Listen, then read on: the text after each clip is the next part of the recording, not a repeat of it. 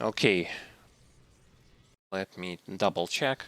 Everything is back to normal now. It was totally my mistake because it was me who didn't pay that much attention to this thing in the first place.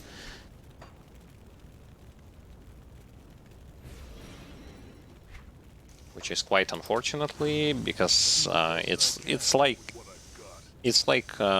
20 minutes from the beginning that was lost, but I guess it's kind of going to be kind of a filler thing that I did of like at that point of time. I was just running around and trying to farm trying to get myself those swords to be able to craft a relic. But regardless, now everything is okay, and now we can continue on from where we left off.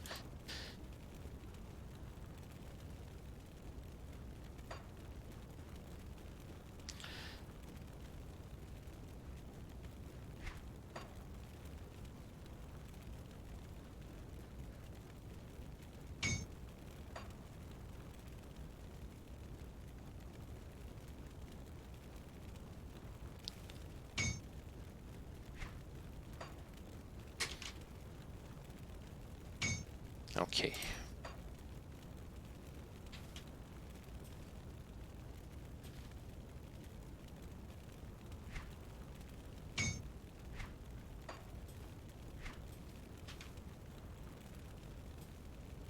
Finally. So here is the relic for level 70.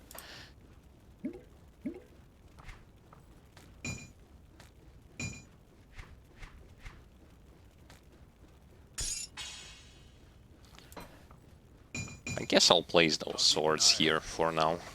For future crafting purposes. Might be helpful. I also am going to options when it comes to sound and bring back the music.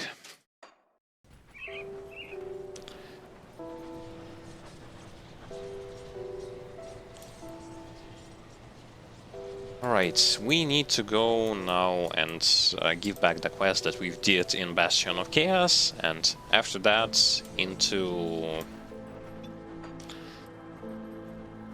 the Port Valbury, and that's going to be like final quest in her quest line.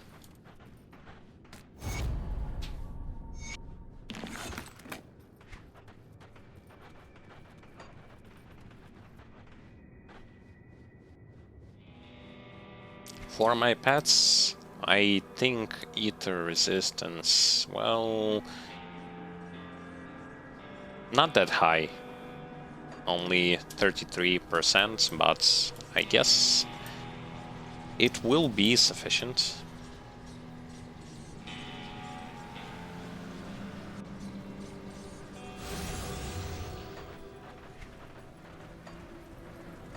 Mine is also not that high, but we will see how things are going to go.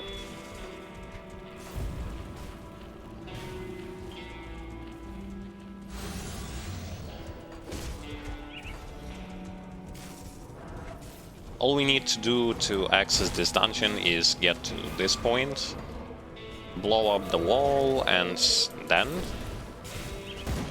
proceed onwards.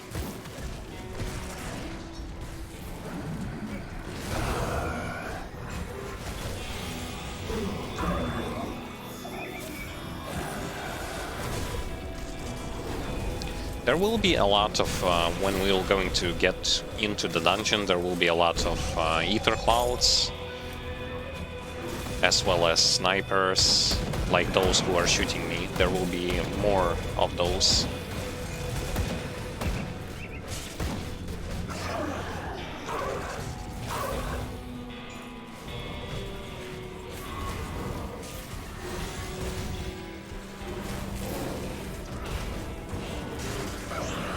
But I think we will be okay. I think everything is going to go really, really good.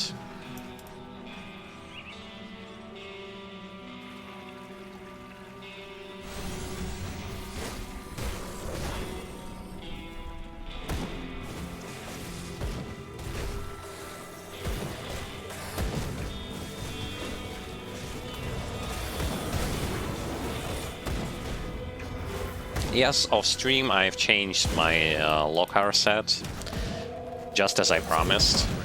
I promised to do it around level 65, but I didn't have like enough items that I could replace it with. And as if for now, I kind of have semi-decent item composition in here that is going to help me out. I'm going to do it like step by step to show what I've changed. So here is the new helmet. As you can see, to me it gives fairly wonky stuff. This is why I said that this gear, although I've changed it, it's still pretty bad when it comes to what it gives to me, but at least it gives some meaningful stats to my pets. This thing primarily for resistances, as well as a little bit of vitality offense in here. Boots mostly for the movement speed.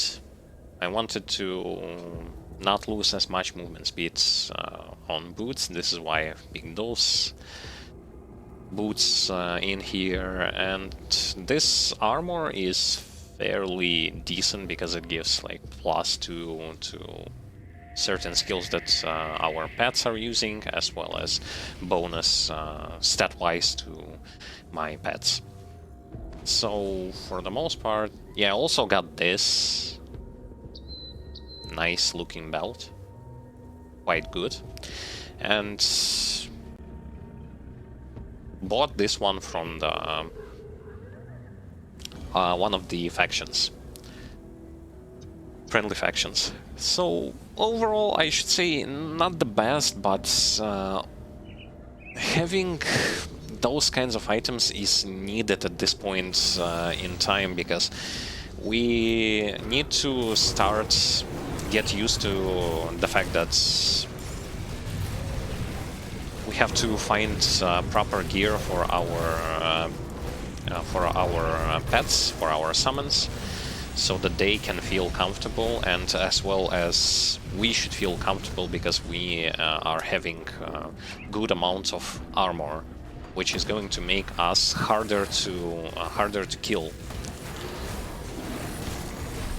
Like, it's good to have that bonus experience, but only until the certain point in time. By a certain point in time, I mean roughly around level 60, because by that time you will start heavily out-leveling your foes, and you're not going to get any kind of experience as a reward.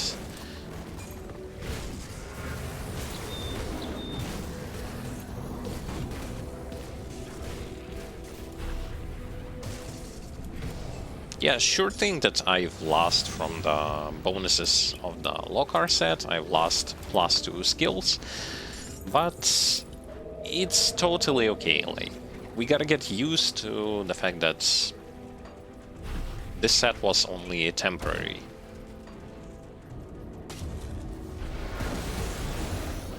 It's not something that you will be wearing like all the time. We have to watch out for the ether clouds. Our pets will not going to receive any kind of environmental damage from those that ether ground, but from ether clouds they are going to receive some heavy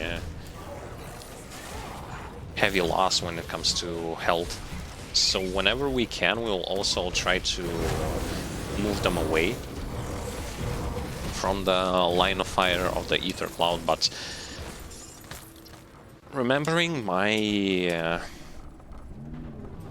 necromancer attempts, I remember that those ether clouds were a little bit troublesome for pets to like move them around.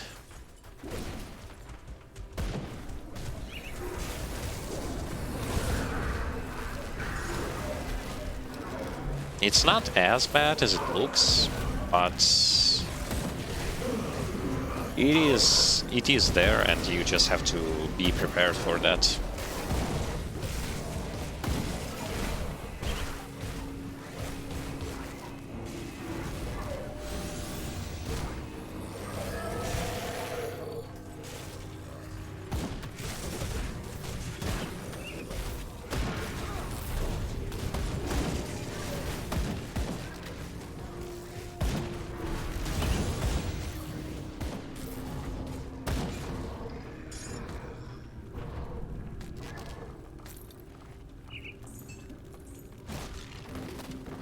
Alright.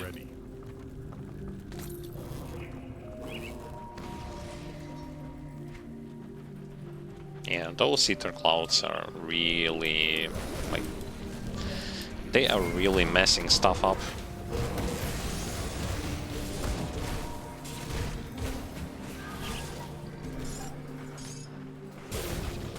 And somehow, despite... Very funny, despite having a good amount of armor now, I'm still getting hit significantly by enemies. That skill's not ready. That's the lack of ether resist for you.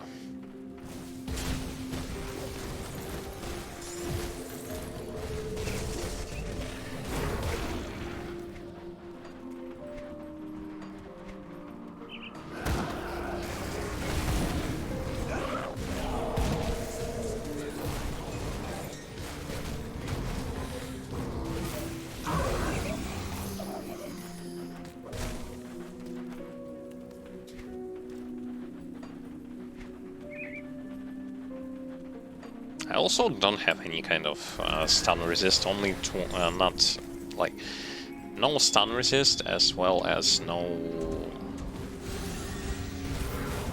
almost no KS resist.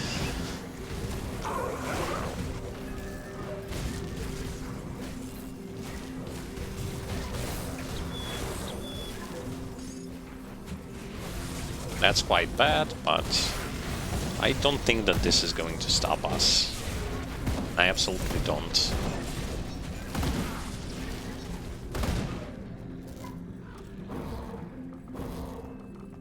It's going to be troublesome, but that's just about it.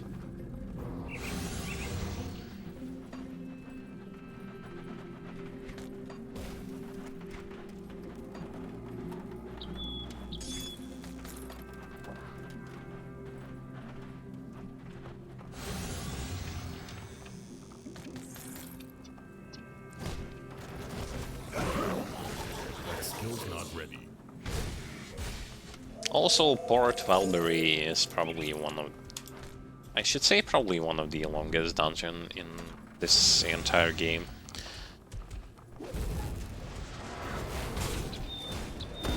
Right next, after it, comes the Tomb of Heretic.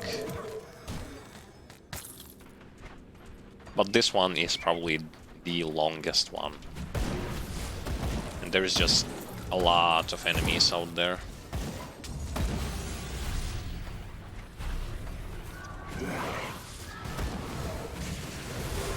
But it's not the most difficult one.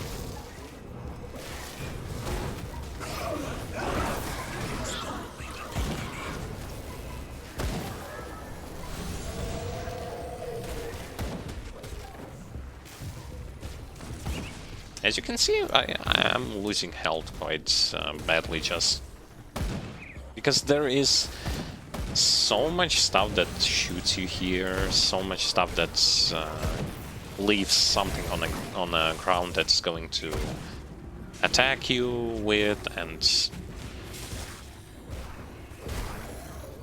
genuinely speaking, the amount of enemies per section in this dungeon is heavily multiplied. I can't do that yet.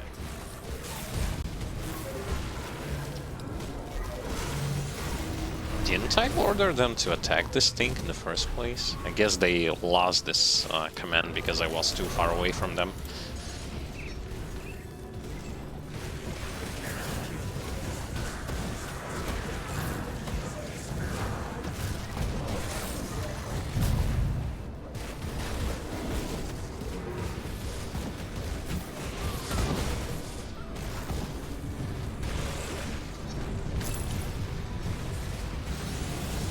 I need to reach the point where my pets are going to have more meaningful area of effects spells, or they will just going to increase in number.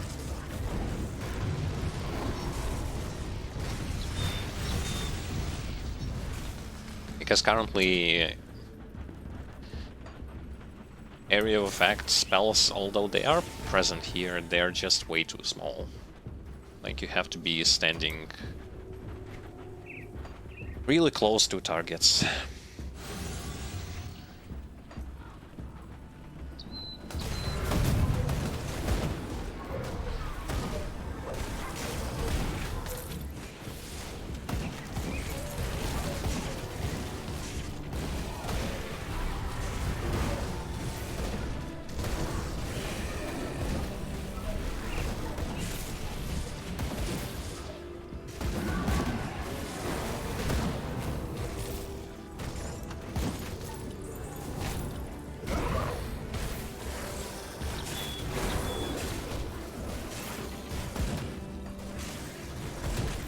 I think I've decided to go on the right path because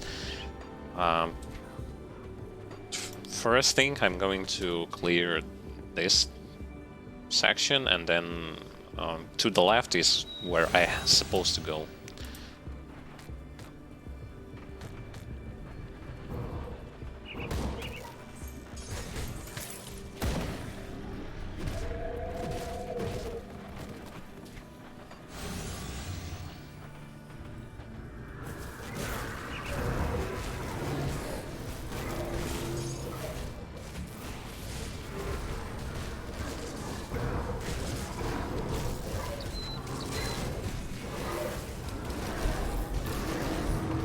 As you can see, by judging by how health of my pets drop when the ether cloud is nearby, you can already see what I was talking about when I said that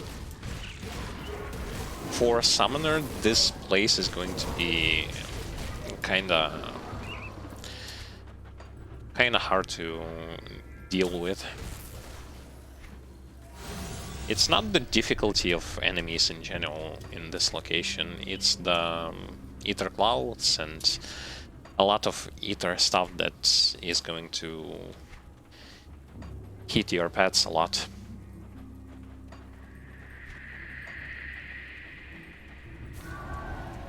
It's not the end of the world, but to say that you're not going to feel it is also quite wrong.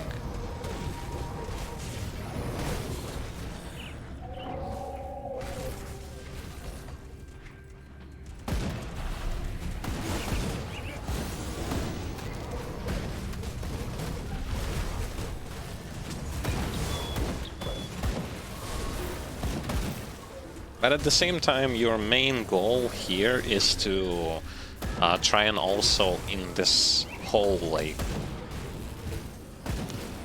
intense, heavy location, intense, heavy dungeon, not to forget your basics. Basics are very important when it comes to survivability. You have to know like what to do and how to do it.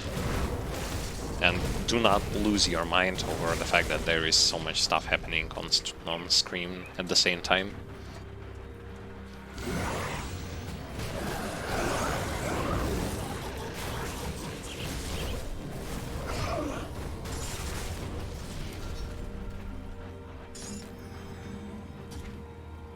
And technically you are only looking at 3 pets.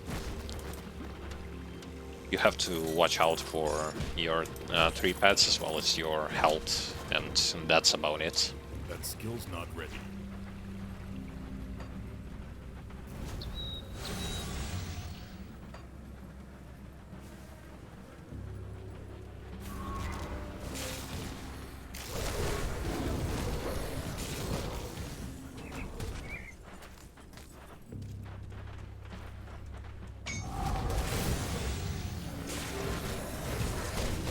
I keep forgetting that for the most part, this monster totem, not monster totem, but devotion shrine, will not going to contain any sort of elite in it.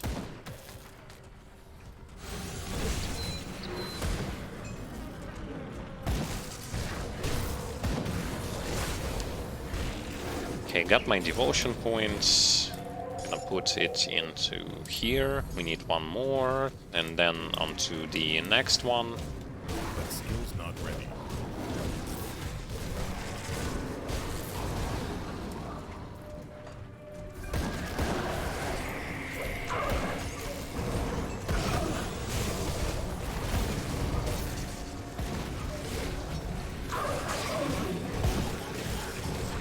That skill's not ready.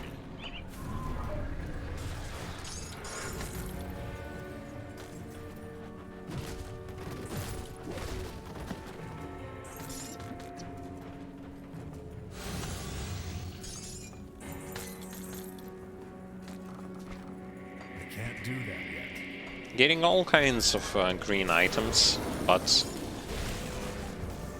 the idea is if you are collecting those green items, either via the auto pickup from Grim Internals or just by yourself, before you access into those skeleton key dungeons, make sure that before you open the door to access them, make sure you go back into the town and sell stuff.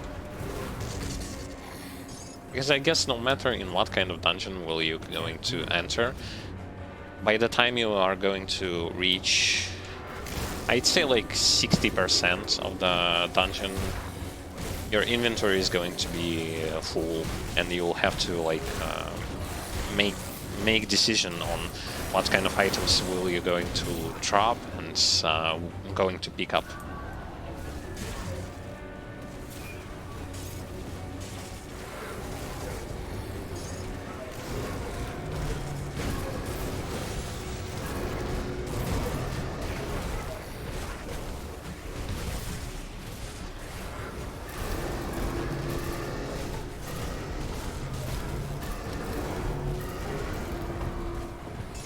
They killed him really fast. Once again, that power of single targets clear speed when it comes to fighting one single opponent, or as few opponents as possible.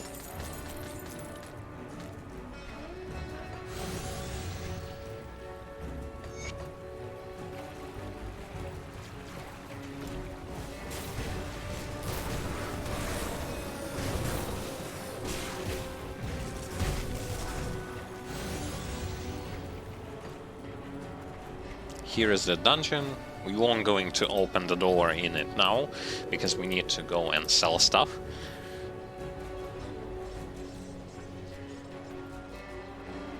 I'll give you a good price for what I've got left. Maybe we will acquire something good, either from the dungeon or from the stuff that we are looking at right now. Maybe not.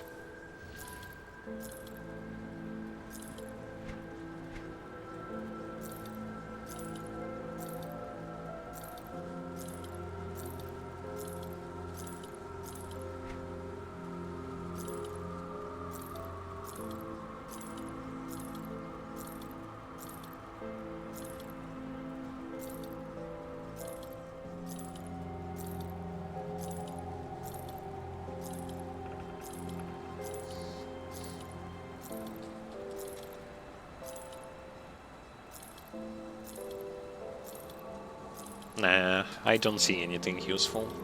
Although, wait a second. What was that at? 15 to all damage, attack speed, and elemental resistances.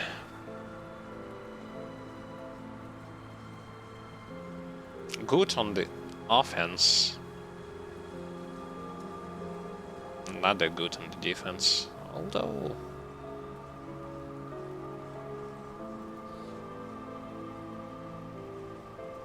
No. No, no, no.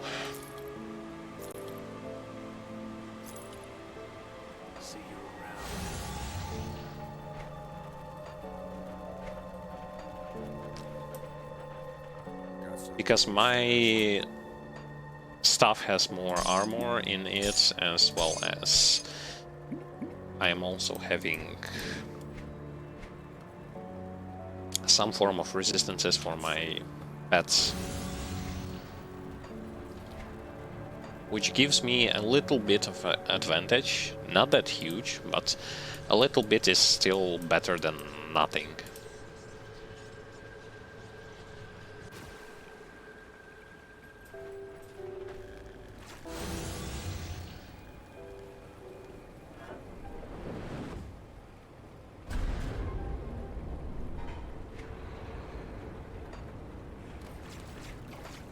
And here we are again, in the Port Velbury.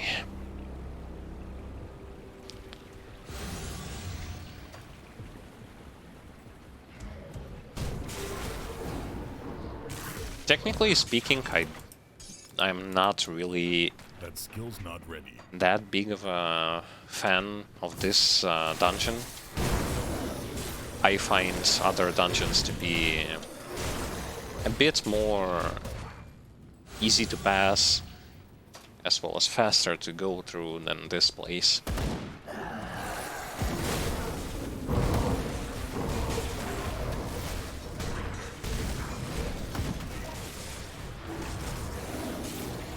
It's not because of the difficulty or something like that,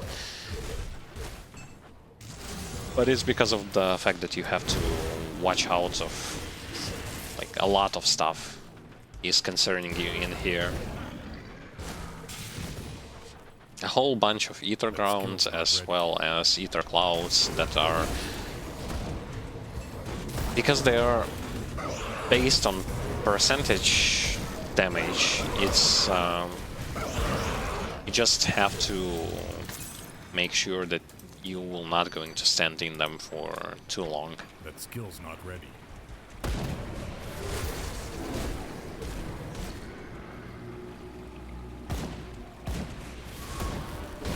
As well as the fact that you absolutely have to have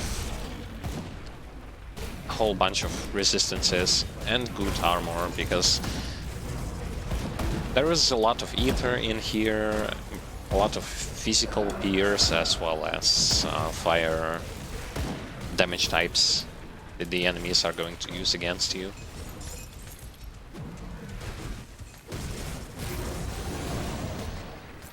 But boss-wise, this place is not that bad. Like, bosses that you are facing here are not that tough. Only, I should say, like, Council is only tough if you are not dodging meteors or just standing in one place.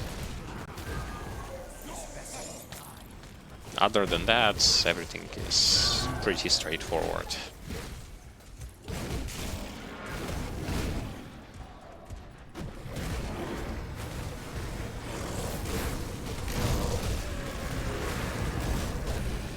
I don't expect to see a lot from the Death Trap room, other than I just have to pay attention to where the ether geysers are going to spawn. That skill's not ready. And to keep my pets away from them.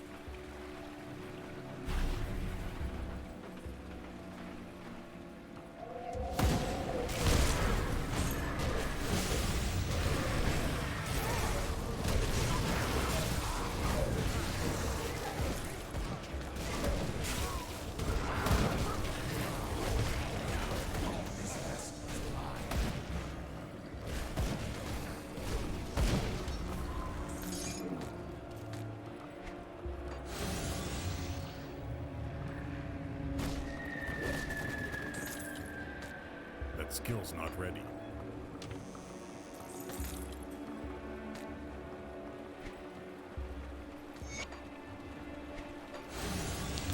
I do not expect to hit level 70 just from this dungeon. I don't think that this is going to be quite possible. As a matter of fact, it's probably impossible.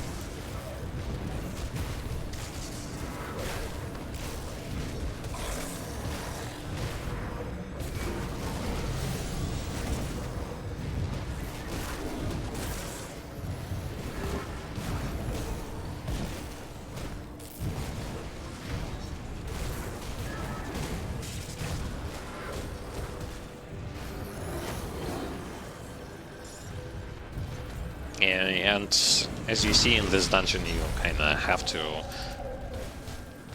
utilize Pat's attack commands, even when there are no elites. When I was playing Necromancer with his like skeletons and stuff, I didn't actually need it to do that because there was just significantly more that AoE that Necromancer has over Conjurer. Especially if you're going to heavy in here like 3 to 4 mages. They are going to just make sure that numbers of the enemies are not going to help them in any way.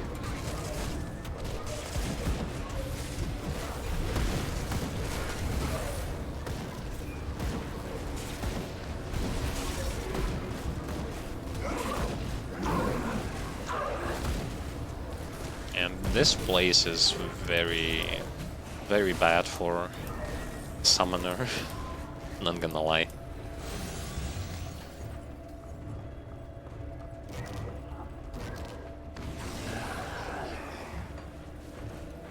He just has way too much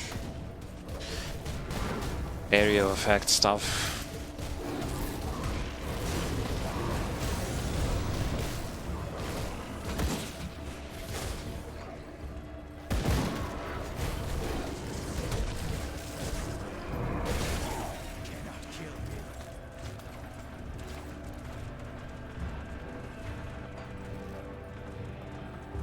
Whoa, where did he go? Wasn't there a zombie throwing something at me? He just vanished.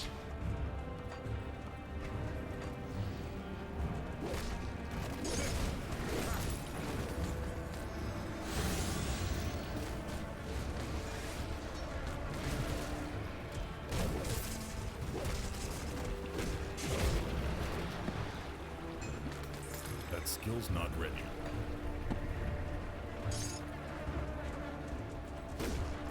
Okay, I see a chest, but it depends on how big of a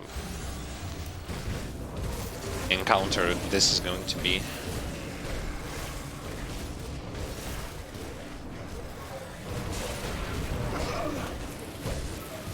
Semi-decent. It's not that trap room I was talking about, but at the same time it's decently high of a enemy encounter.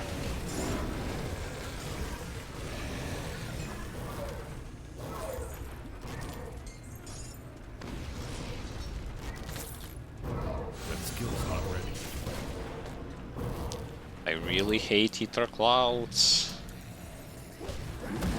Because sometimes they will going to spawn in such an awkward position when you are going to be fighting against multiple enemies at the same time, and moving away your pets from there is not going to be an option.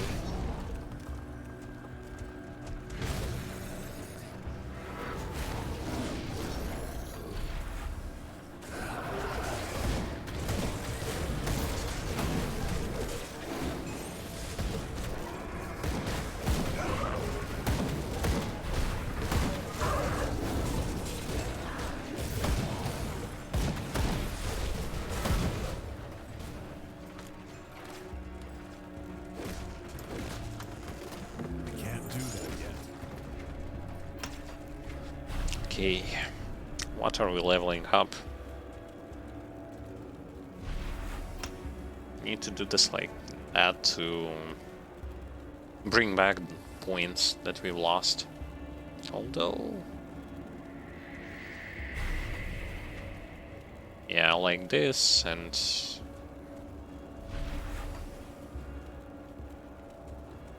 oh god, I lost so much in here as well.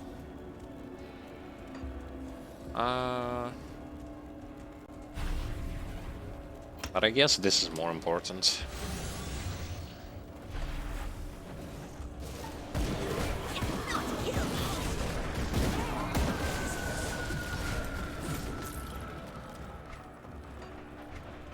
Losing +2 skills is a bad thing, but sometimes sacrifices have to be made to make at least to be at least somewhat sure that you are going to wear up-to-date equipment.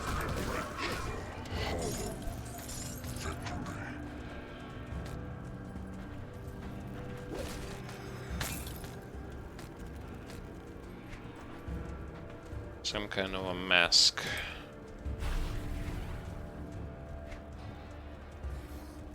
No, it's not the mask, but yeah. Two-handed weapon that we don't need. With plus chaos, 2 pets, which we don't need.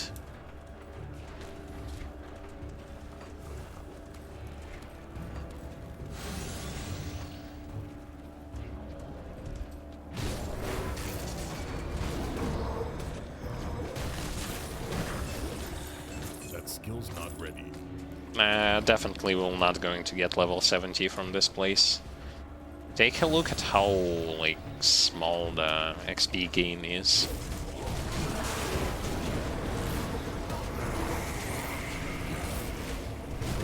Almost non-existent already.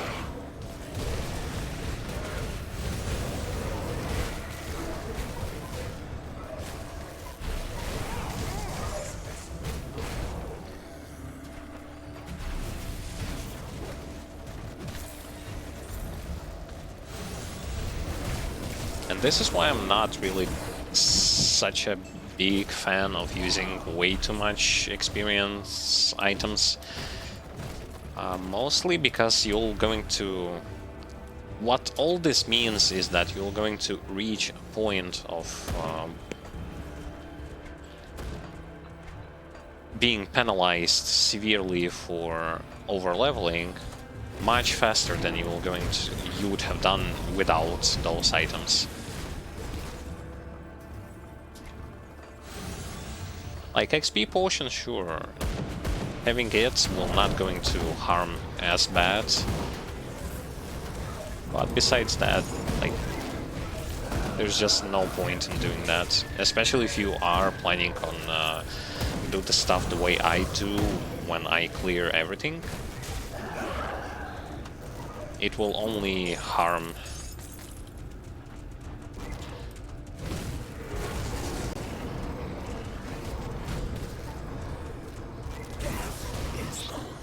Because when I play, I want to explore as much and clear everything. Sure, it takes more time and you have to kill more enemies, but it's an action RPG. It's mostly about killing enemies.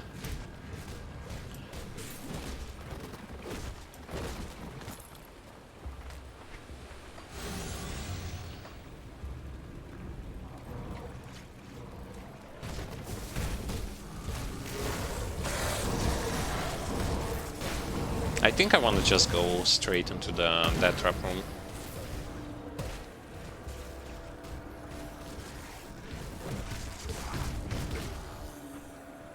Yeah, sure thing. Let's do this.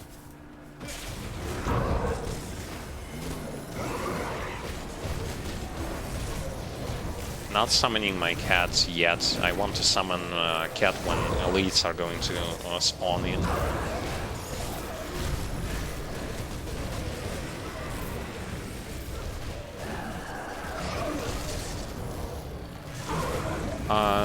clearing that trap rooms with this character is not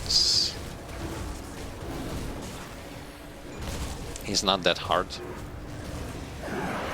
And if I am not mistaken, there are places where you can simply stand and it is going to be some sort of a safe zone, because more enemies will not going to spawn.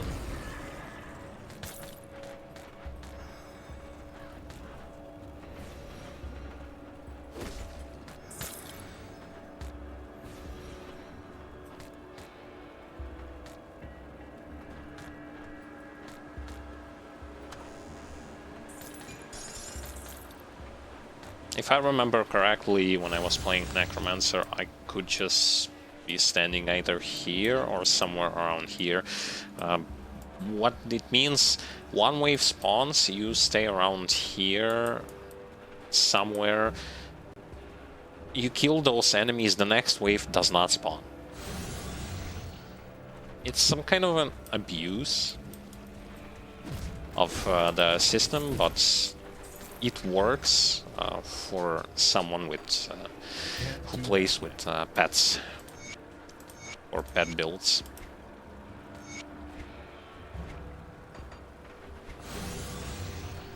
Especially, I guess it's more important for hardcore, because there you absolutely want to minimize chances of you being put into unnecessary situations for as much as possible.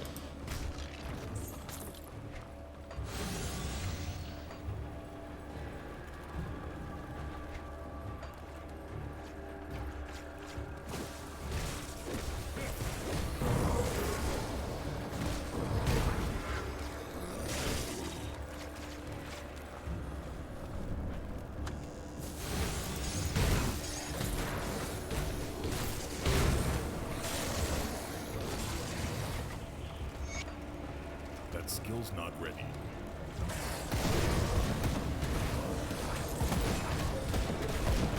And this place is not that hard. Like, certain things about it are annoying, but that's just about it.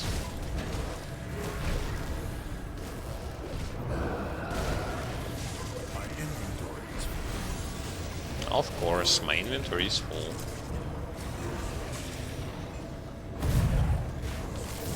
And I'm only at like half of this dungeon. Well, I also can't really check those items as if right now because of the 2 ether clouds.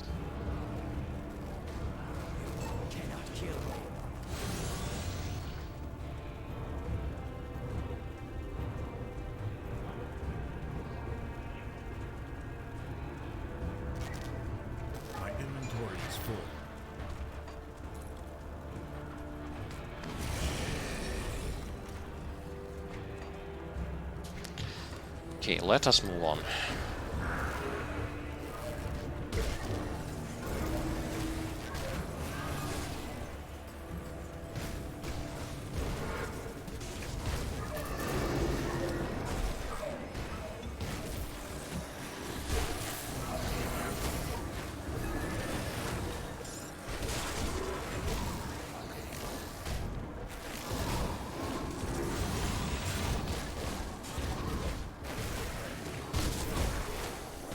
Though one thing to absolutely keep in mind is not to stay in one place. Can't do that yet. Don't stay in one place.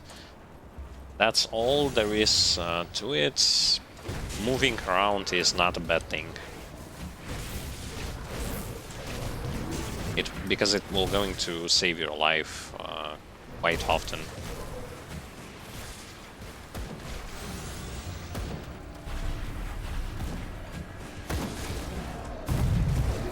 Change position, throw debuffs, put totem in there, and just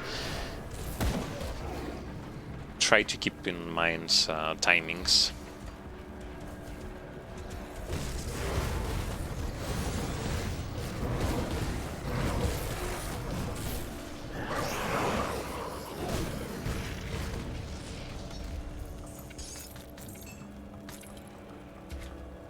skill's not ready.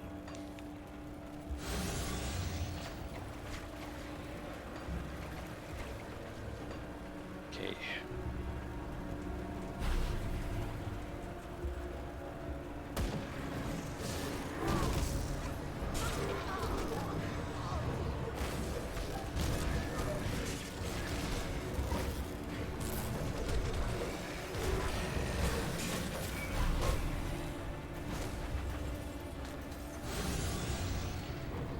That's the first ether cloud. There will be two more.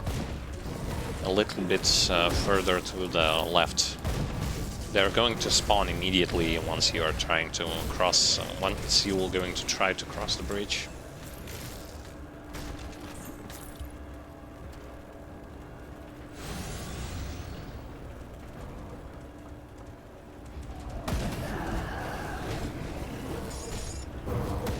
There is one.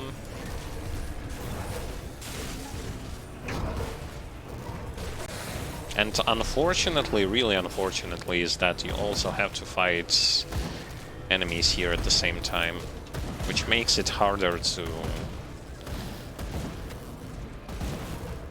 control this whole situation.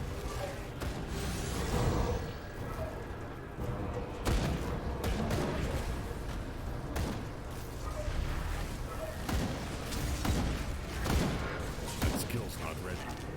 No, it's impossible for me to fight them there. I got to change my position. Two more ether clouds, yes.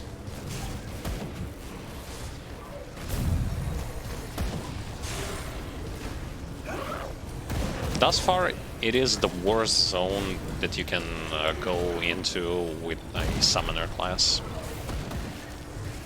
Absolute worst. Because you also, as you can see, like, how many of those enemies are actually shooting me?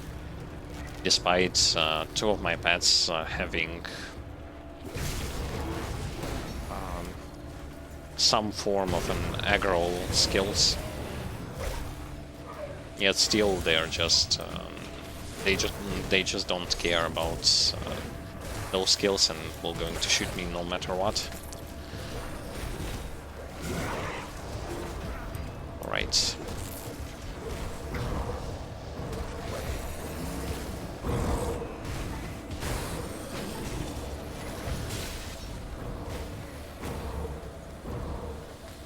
My inventory is full. I can't do that yet.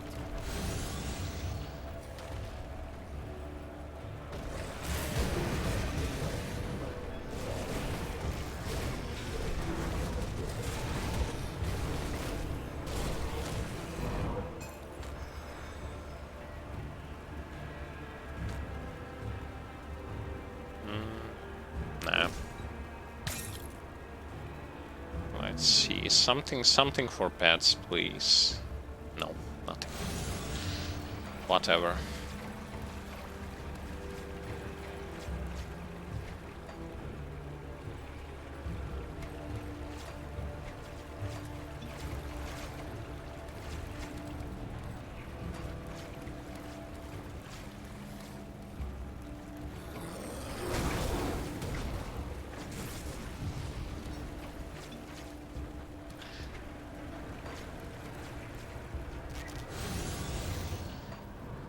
I guess on hardcore this place is also for some classes just most likely skippable because it's just way too easy to die in here.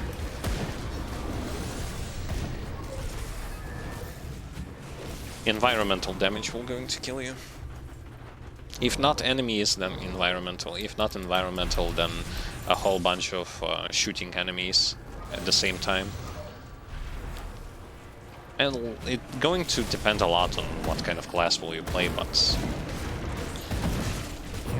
just in general.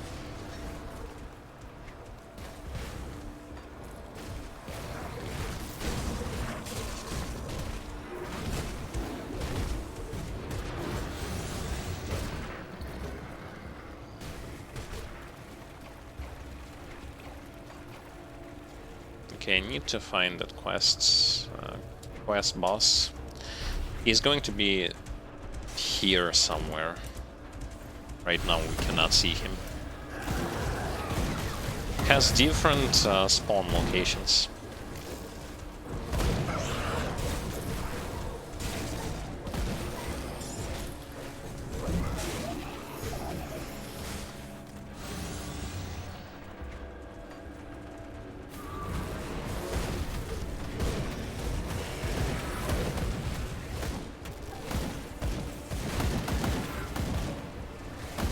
If you're gonna go here with low armor or like ether resist and pierce resist, they are going to completely devastate you.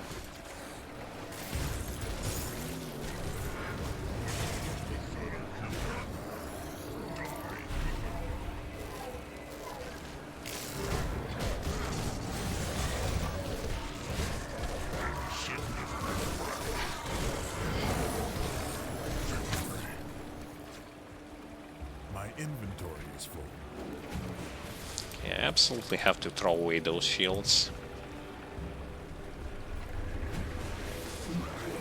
And pick the stuff with plus 2 pets.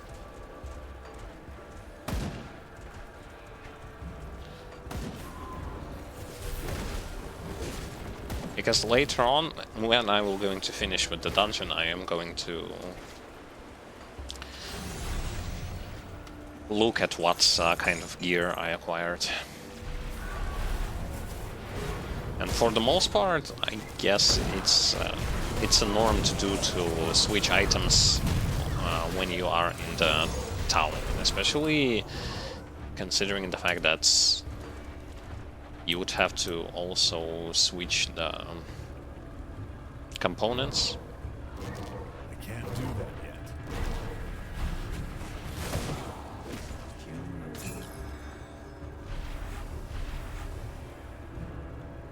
And I hate ether clouds.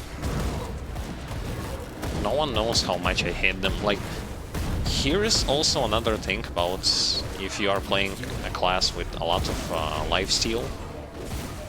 Later on, like in the end game, those ether clouds don't do anything to you, which is funny enough. But on normal difficulty, they're ridiculously annoying.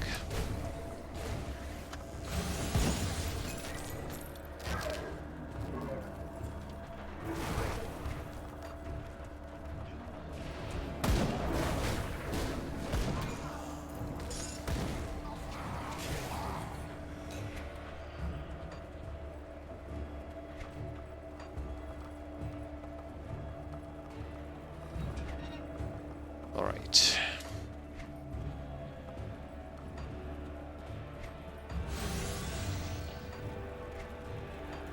We've passed through like 70% of this dungeon. That skill's not ready.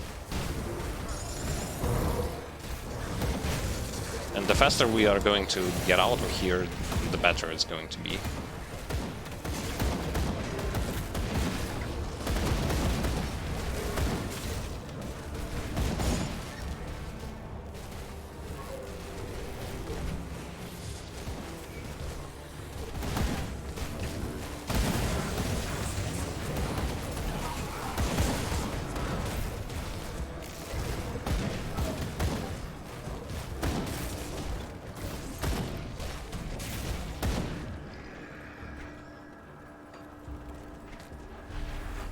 I'll try to also do my best and to make this walkthrough, at least like in the campaign. I'll try to make it deathless. Despite, like, we are not on hardcore, but I'll try my best to do so.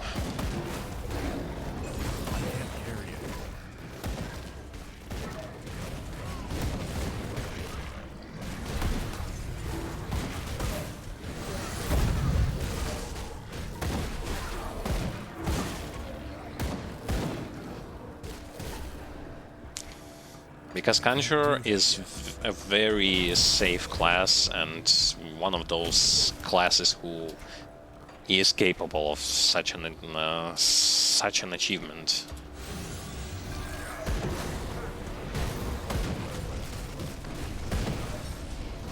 It's not that hard not to die on Conjurer versus other classes, at least while leveling. My inventory is full.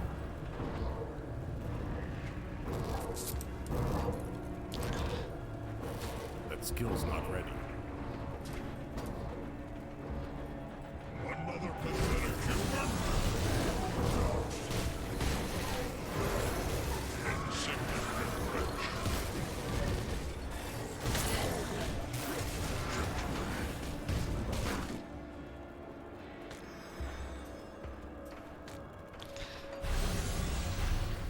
Okay.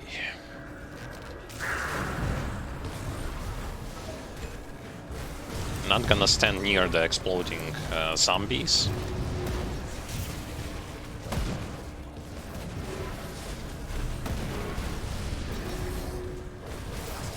Because they can kill you super fast when they explode. And I'm going to use that monster totem only when I'm going to clear this location out of those enemies, and my summon primal spirit is going to be off cooldown.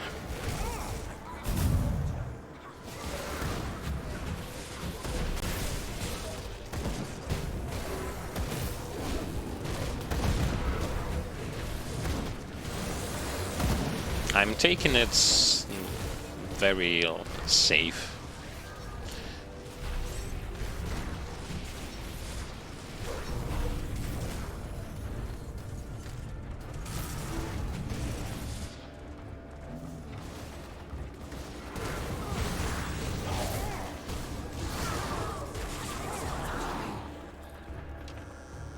Yeah, currently the only problem with... the only downside, I should say,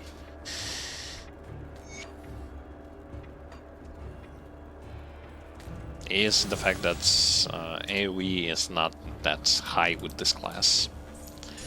It's... like, there are a lot of auto attacks, for sure, but for the most part, there isn't too many area of effects stuff, and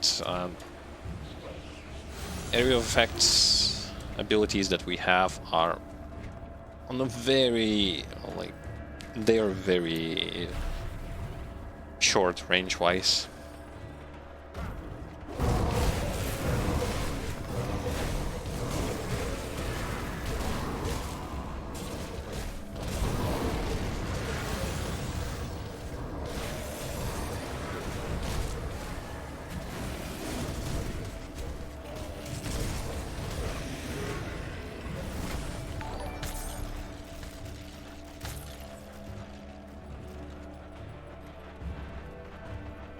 Welcome, welcome everyone. Thank you for the raid. I appreciate that. Welcome everyone to the stream. How's your day going? How is your achievements when it comes... how are your achievements when it comes to progress in this game? Hopefully you are all doing great. Welcome everyone.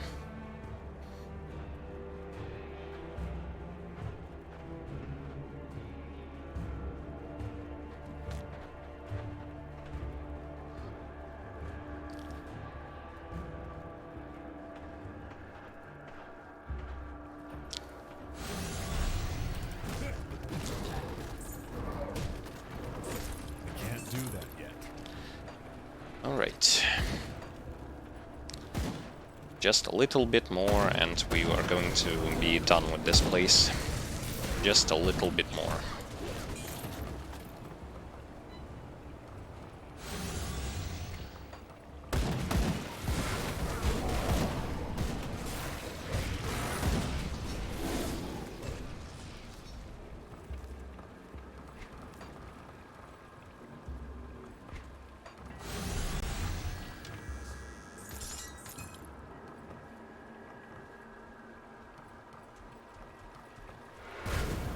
first playthrough and on hardcore is a very interesting like combination of challenges.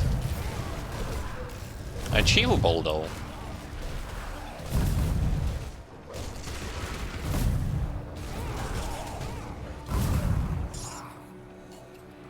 My inventory is full.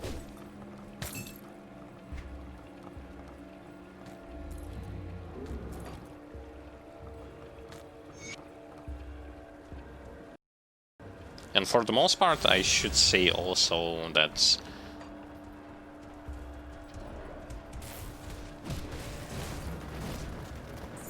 hardcore or softcore, it's Skills not like, ready. yes, it is a matter of personal preferences, but at the same time, like, if you want to, giving a shot to both of those types of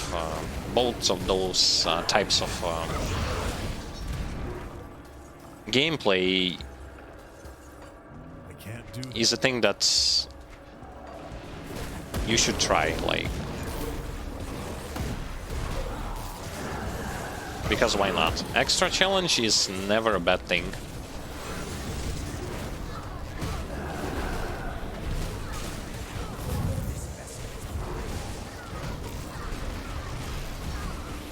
Plus, it also teaches you play like extra safe.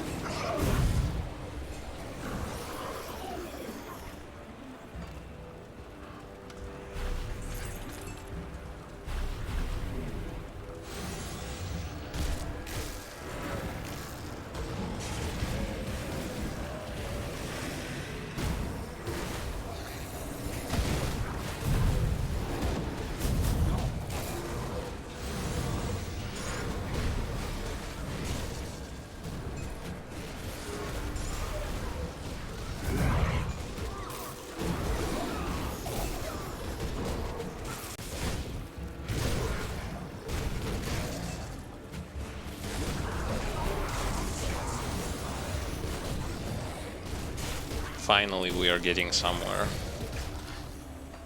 Almost done with Port Valbury.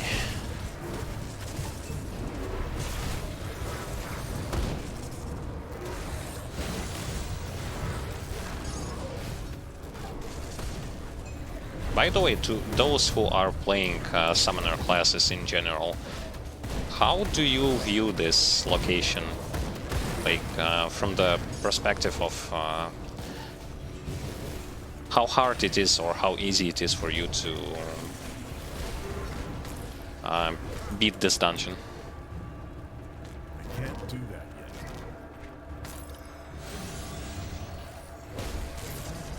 I personally think that this place is definitely like extra difficult for a summoner build.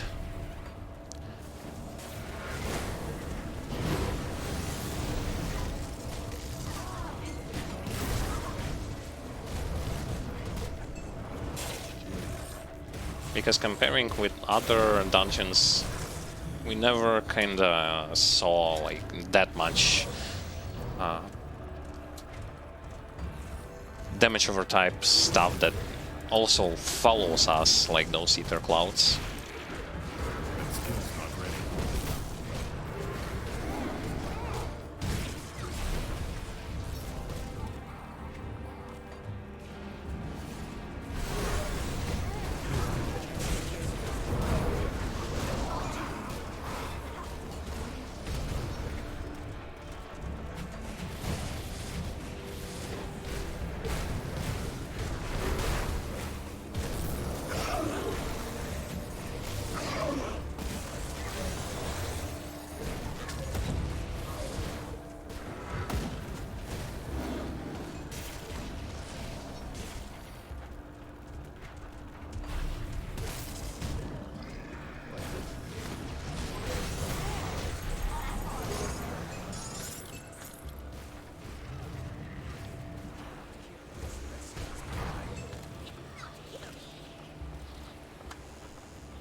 Can't do that yet. Still waiting for the moment where somehow I will be able to increase either the range or the amount of area of effect stuff that my pets are going to have. And currently I'm feeling That skill's not ready. not as great as I feel when I face against not that many opponents.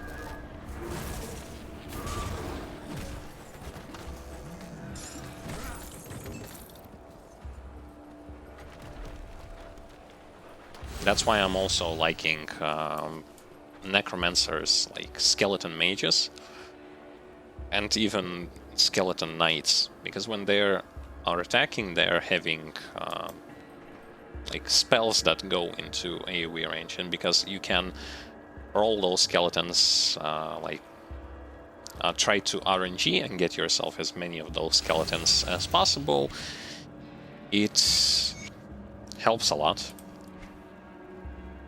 Because you get to have way more area effects attacks than, for example, this class has.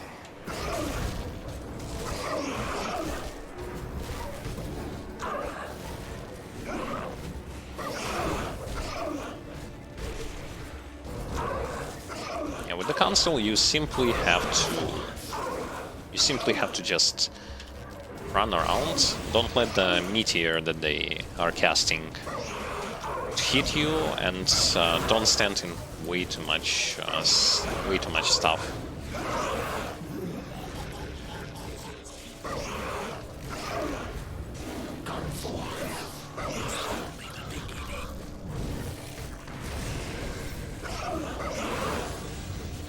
For caster type of characters, this boss encounter is fairly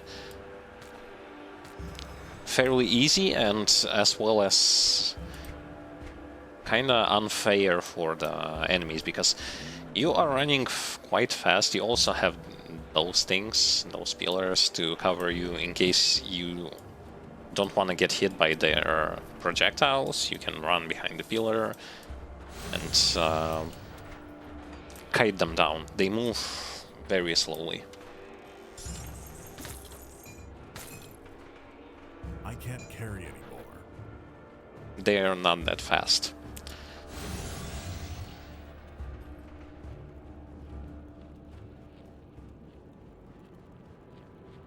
That skill's not ready. Okay.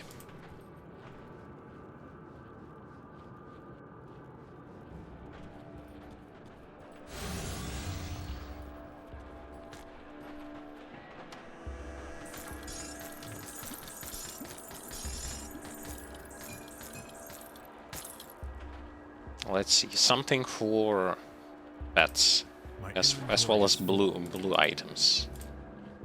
Come on, we need blue items. This is why we are going to pick them.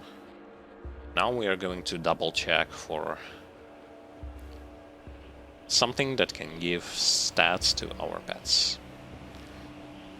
Unfortunately nothing, but fortunately we are done with this dungeon. Finally. So what we need to do now is to go and beat the boss of this campaign, of the main campaign, and then we will gonna go into the first DLC.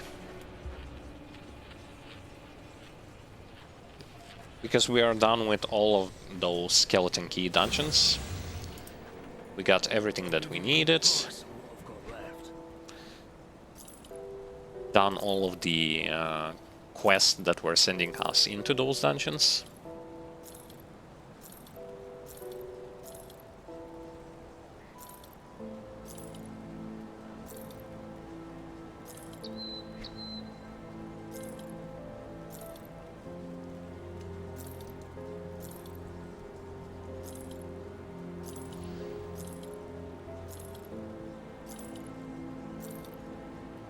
Okay.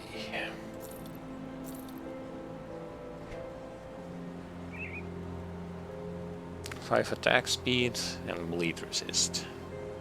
Not really willing to make such a trade.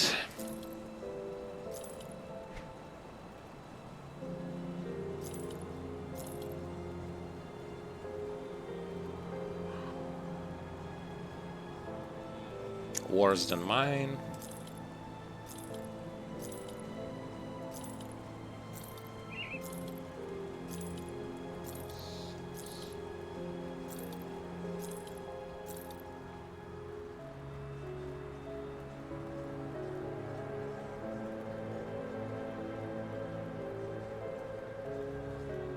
This can work out, but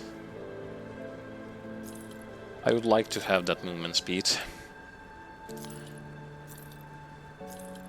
that my current boots are having. Like, I have 11% movement speed, and on top of that I'm also using the Mark of the Traveler components for extra 8% movement speed,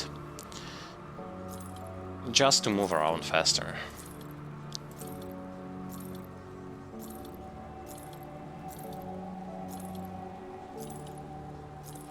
Sure, later on you absolutely gotta get rid of this component on boots and put something valuable. But at the beginning it's okay.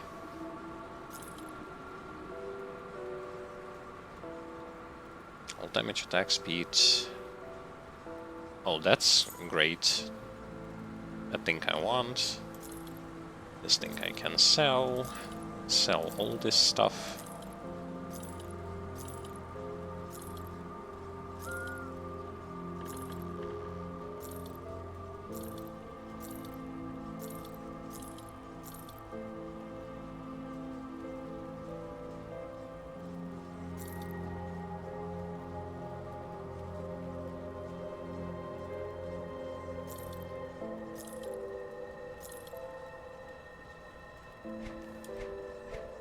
Yeah, so far so good. Like, one item is not as bad as it may seem like.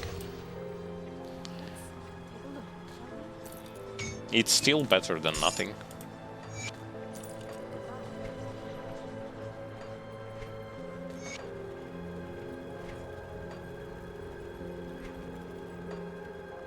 Safe storage, no questions.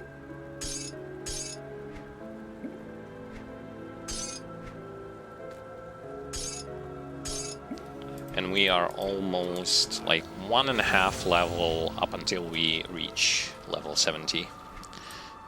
To be able to equip this relic.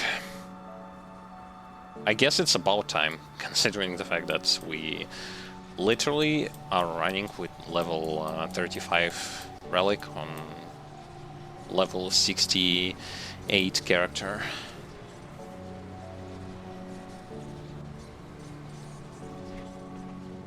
Generally speaking,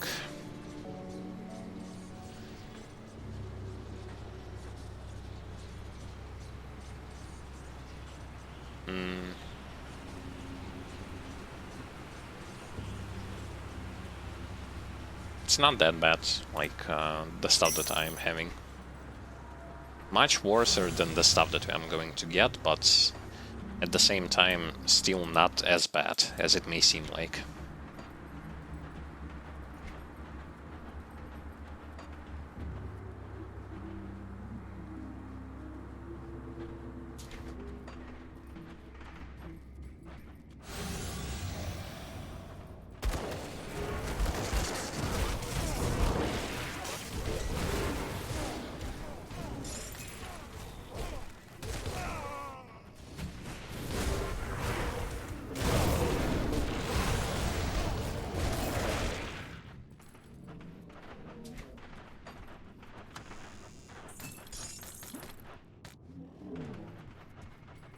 They're what level? 62.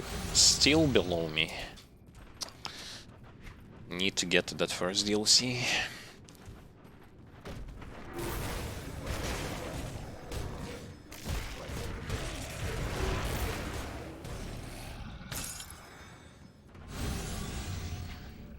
Otherwise, I'm not going to get like any kind of experience whatsoever. Well, no, I'm still getting it, but very slowly. Very slowly.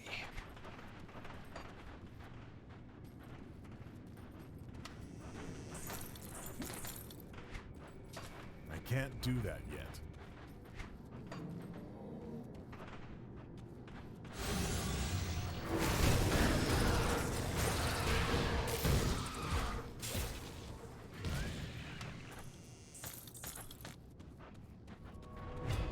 I can't do that yet.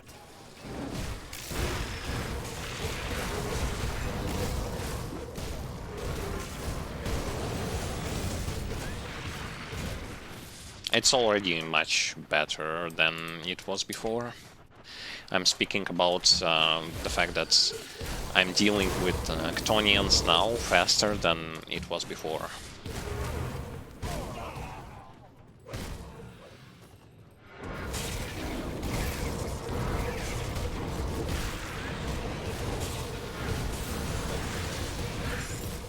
Okay, I want them to kill this guy first and then jump on the elite.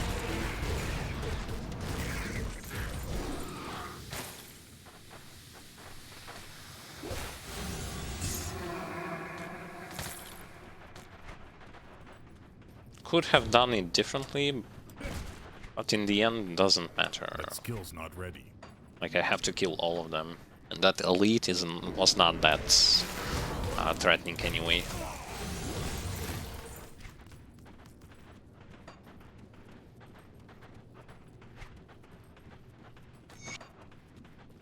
That skill's not ready.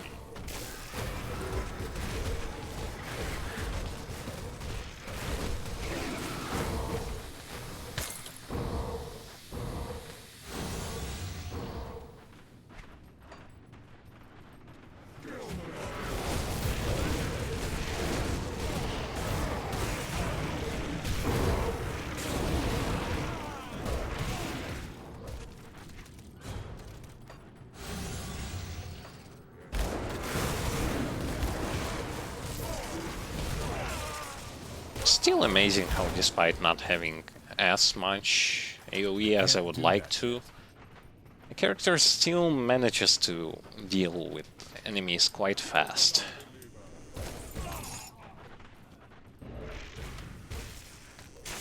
Making it much faster to go like from enemies to from enemy pack to another enemy pack.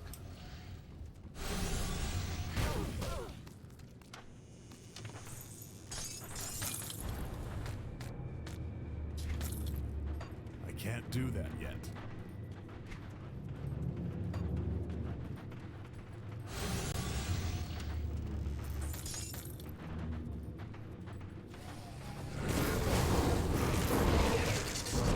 Our gameplay won't really going to change for a while. So what you are seeing is going to be the stuff that is going to keep on going for a pretty extensive period of time. I mean, for the most part, it's going to be just all about repeating the same button pressing process.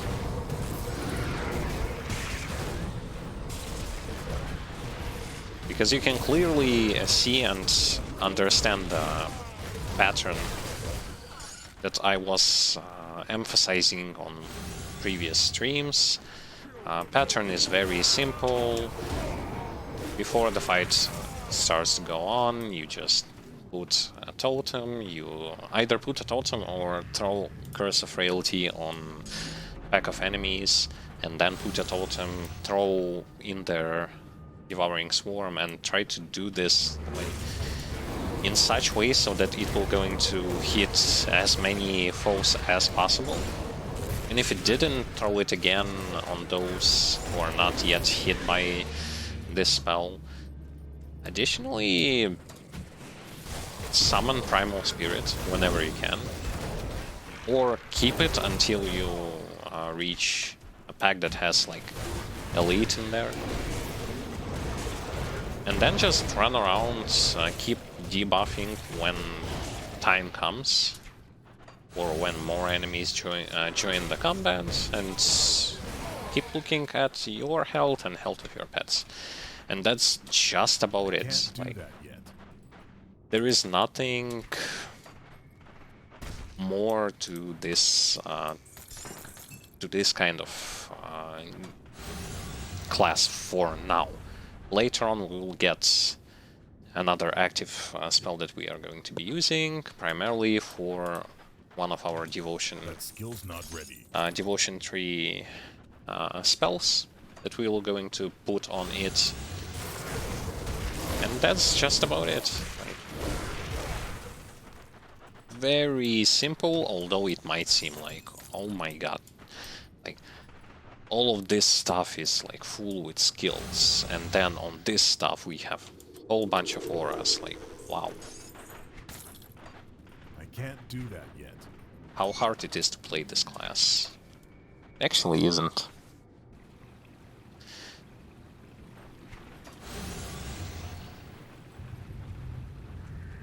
The more you're going to play, the more you're going to understand the concept, and this whole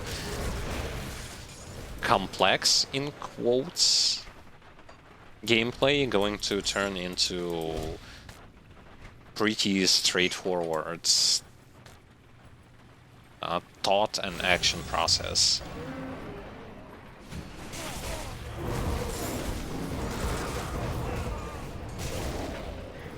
Just make sure that whenever you can, you just run around, and that's it. Because when you are running, it's harder for enemies, generally it's harder for enemies to hit you, and thus you will going to receive less attacks from them and lose less health.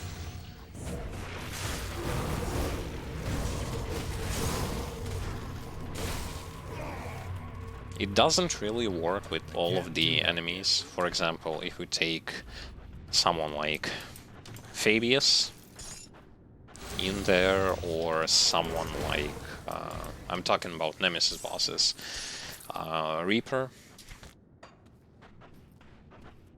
Those are the kind of enemies from whom you really cannot run away.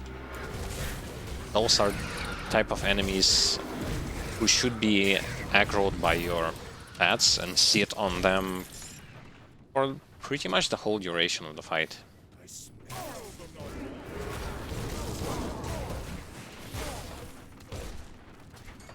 Not everything can be kited, unfortunately. Against certain enemies, you just have to stand there and face tank it.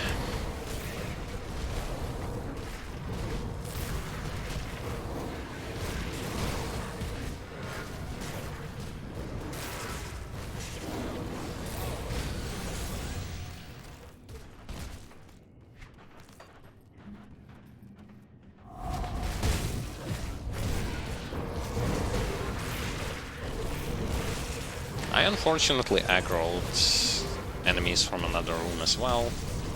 But does it matter? Let's see. Let's see how our pets are dealing there.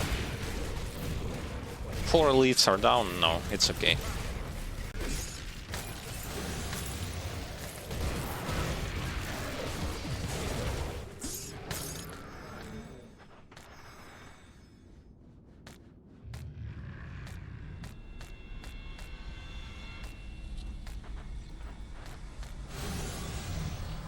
You kind of have to view this character from a perspective like it's a running man, and you really don't have to stand in one place. You don't gain anything just from standing still.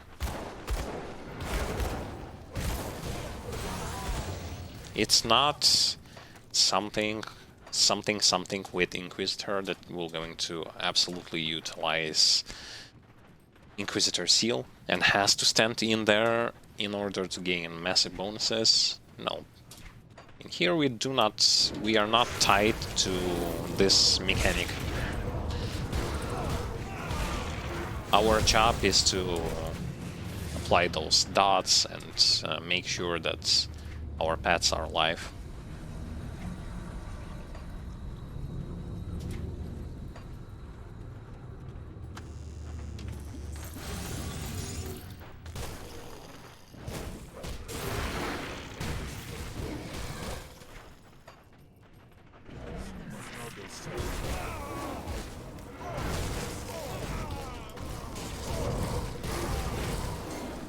Blood of Drake is here for, once again, massive boost to poison acid resist. It's pretty much, for this build, it's our one and only Do that yet. source of poison acid resistance. Besides that, we do not really have anything. And we shouldn't really have anything because we are going to go with the thought process that on maximum, like in the late game, it's going to give us plus 80 or so poison acid resist, 80%. So generally speaking, on items, you're going to take out all of the stuff that gives poison acid and try to find and put on those items something that can boost others' defensive abilities. Some other type of resistances or something like that. Plus, it also because it's also working on our pets. Our pets will also going to say thank you because they are going to receive other good benefits on top of being buffed with this spell. It also works as a healing spell, by the way, so in case something, you can go and heal your pets with it, and yourself as well. Currently it's small, it's only like 10% health, but as we are going to put more points into this spell, we are going to see an increased amount when it comes to value.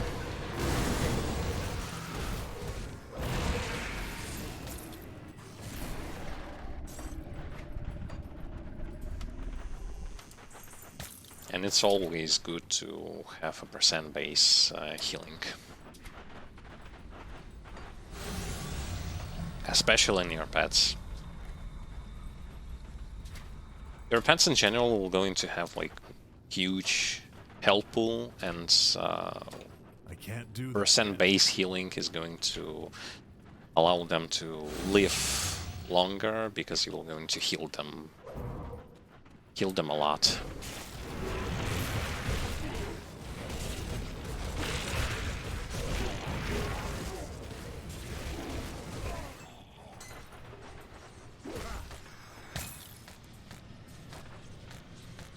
Okay. Okay.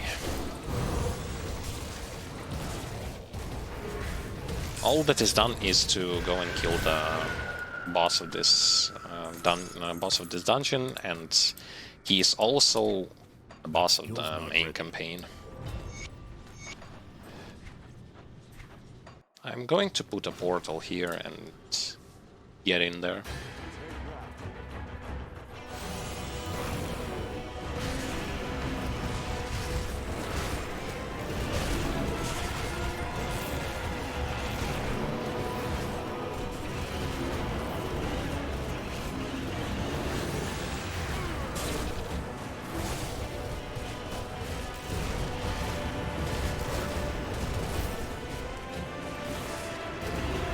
It's going to take a bit longer time with this character to kill him because of the fact that he's going to have massive defense against vitality attacks.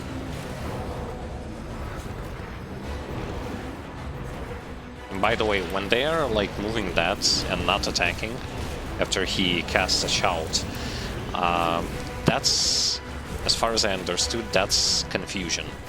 See, they are like walking.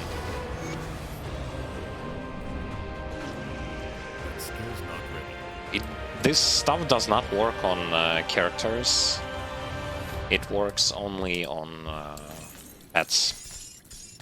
Pets, I believe pseudo pets are not affected by this type of attack. By pseudo pets, I mean storm spirits from Shaman. I think I pronounced Wind Devils, yeah.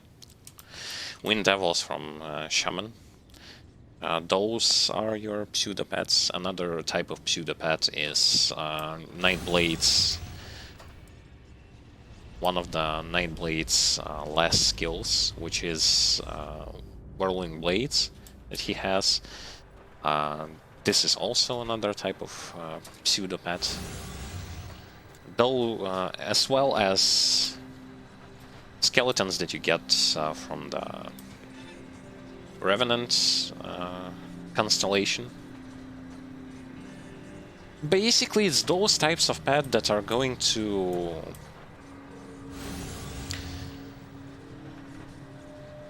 utilize bonuses that your character has, not this stuff like bonus to all pets. No, they are going to be modified mostly by your main stuff that you have for the main character. Like, as you can see, like those main bonuses are going to boost them, and not those like boost to all pet, bonus to all pets. So, generally speaking, it works like this. And it's quite good. Like, works perfectly.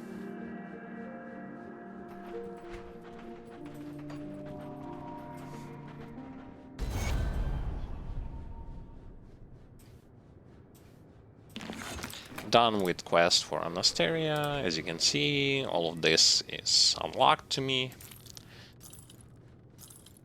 They're gonna be very useful like, later on,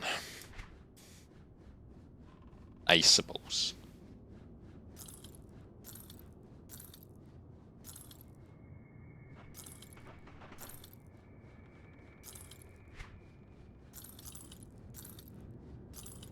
As you saw there, the boss wasn't that bad. Like, sure, he had this not that interesting mechanic, not that great for against summoners with confusion, where your pets cannot attack. At the same time, overall, the fight went pretty straightforward.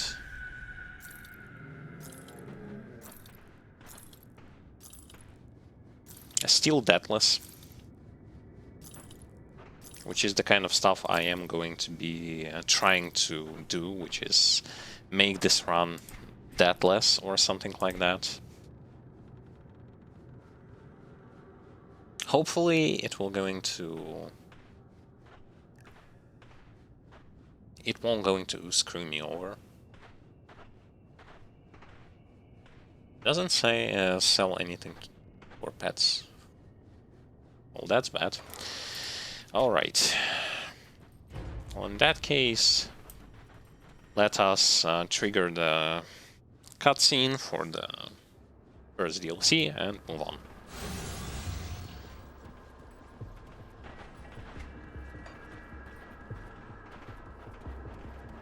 First DLC is going to be interesting for our character. I don't know if it's works. Good, you're back.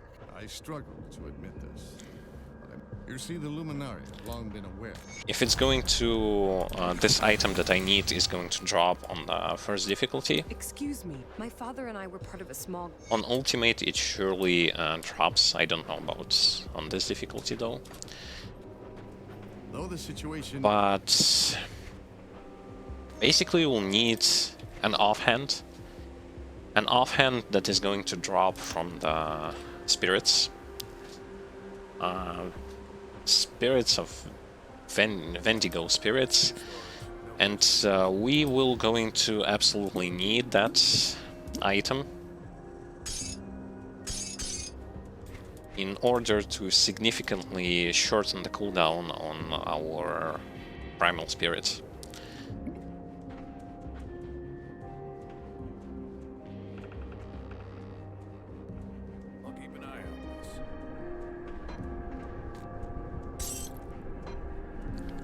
Okay. When it comes to skills, I need to put 1 point in here. I need to... I guess I need to put 1 point in here as well, to continue boosting offense and defense. And then I want to check reputation. With Black Legion, it's still honored. This one is finished. That's with Anasteria. With Rava is finished, because I have restored Avatar, the Shrine of McDragon. With Homestead, still not there yet. With Devil's Crossing, also not quite.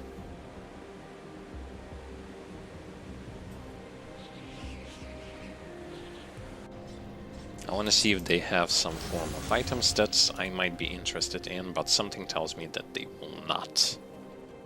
I'll give you a good price for what I've got left.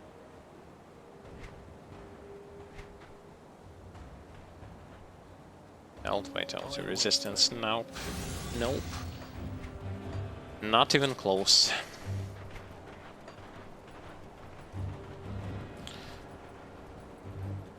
What about this place? See anything you like? Almost revered. This one is good. None of them have attack speed, however. All damage, defensive ability. That's the stuff that I already have, right? No. Hmm? Oh, because it's two-handed. Okay, okay. I get it. I get it. I get it. See you around.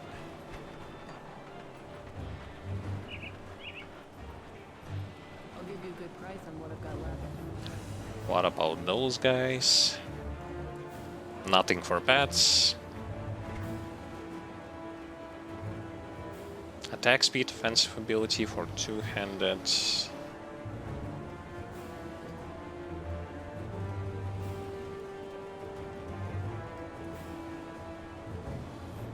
I see... Wait a second. That's a medal.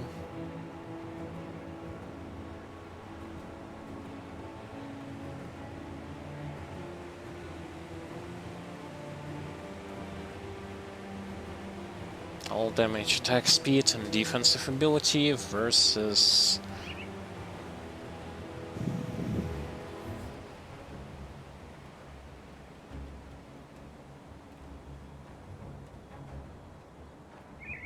Don't really know. Nah.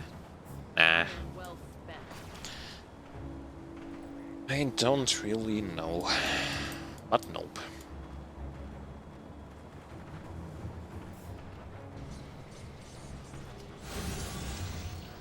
We're counting on you to...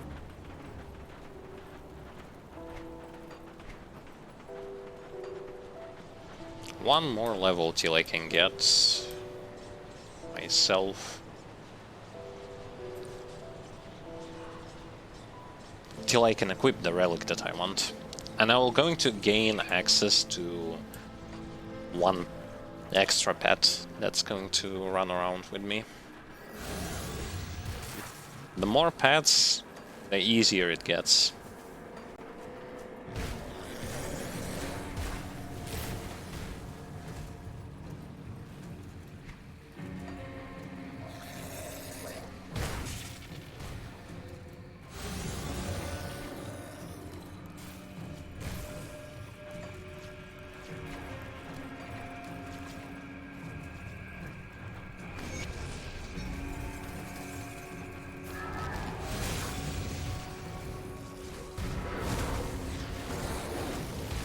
Hold up a second. Slain Herald of Destruction. Isn't this? Yeah, I will have to backtrack a bit. Because Herald of Destruction is where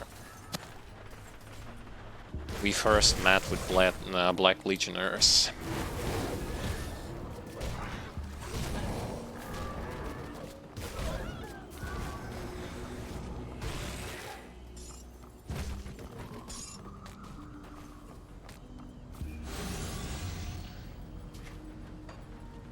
I didn't miss anything, right? That skill's not ready. Because I'm auto-piloting a little bit.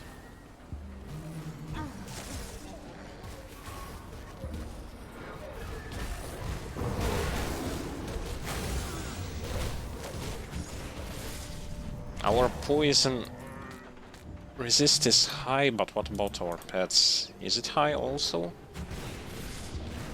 51. Not as high as I would want to. I genuinely would have wanted to have a little bit more, because there will be a lot of poison acids enemies in here. Primarily those flowers that are AoEing a lot.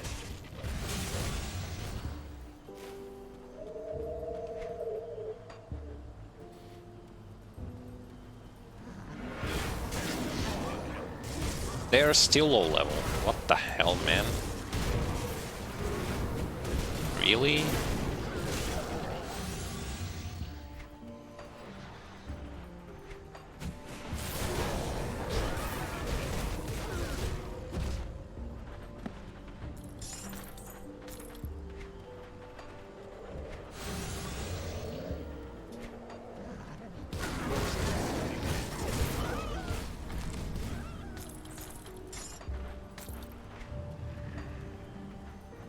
Okay, I will open the portal and go and complete that quest.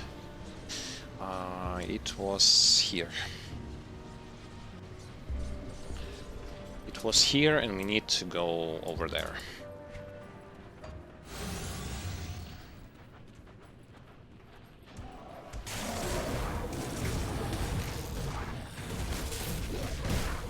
Just to make sure that we will going to complete like full quest line with those Black Legionnaires.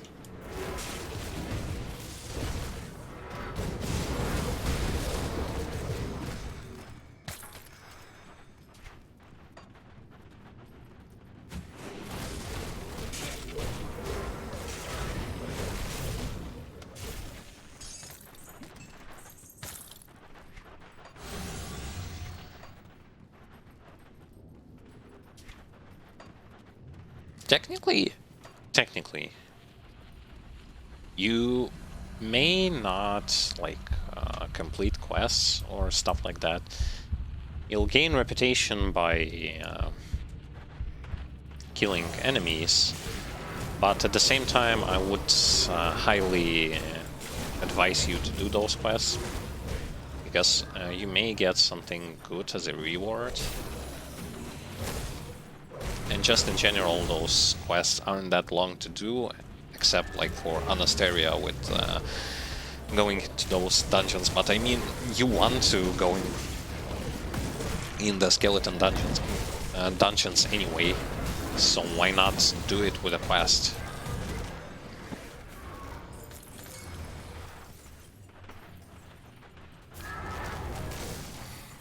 So, in general, you do not lose anything if you are willing to do those quests.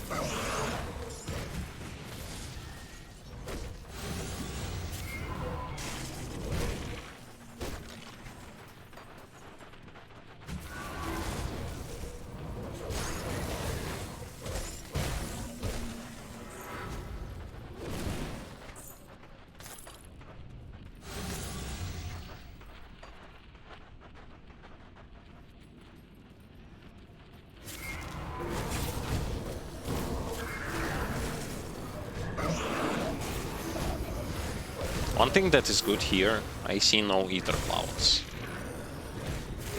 Thank God, no ether clouds. Like, at least something good.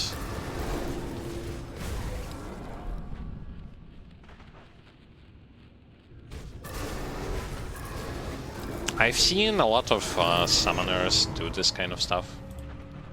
As you've seen, like, when you fight enemies who are having, like, multi-phase stuff, when you kill them and they're going into their phase, next phase, they are doing something like this. They're just keeping them right on top of the enemy to make sure that once he's going to wake up again and go into like his second phase, the pets are going to immediately start attacking him right from that up close distance.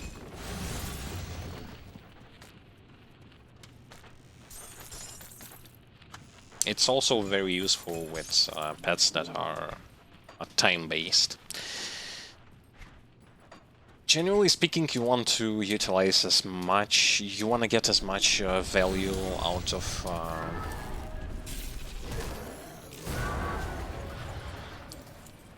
that pet that is going to be on a time limit. Especially until you get like items that are going to decrease that time that you're going to spend without it.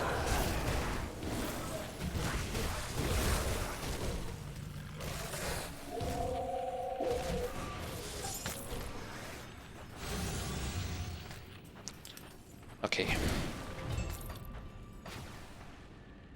I'm done with this place. Yeah, we need to go to Homestead.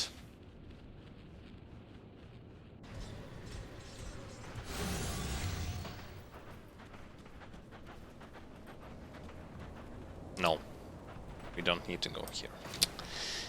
We need to go to Fort Icon.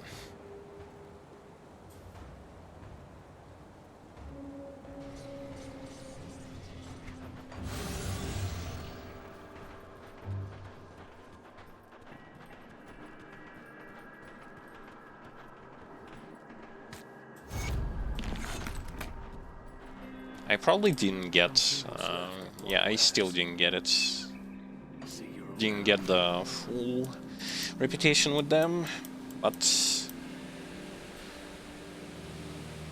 I at least completed the quest. Okay, and now we continue on here.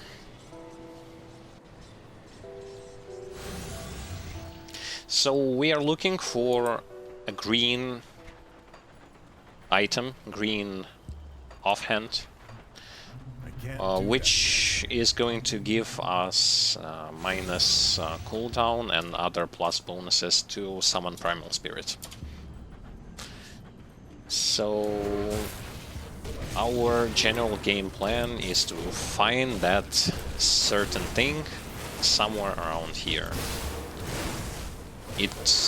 I mean somewhere around here, somewhere in the DLC, like in the first DLC.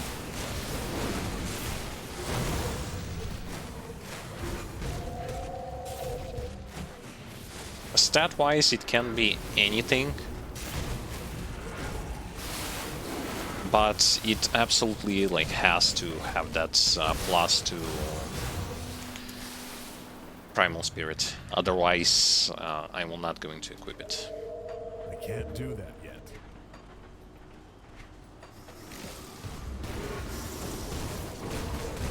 The only thing that I don't know is whether or not this stuff drops on this difficulty, though. I know an item that I need, but I don't know if it drops on this difficulty.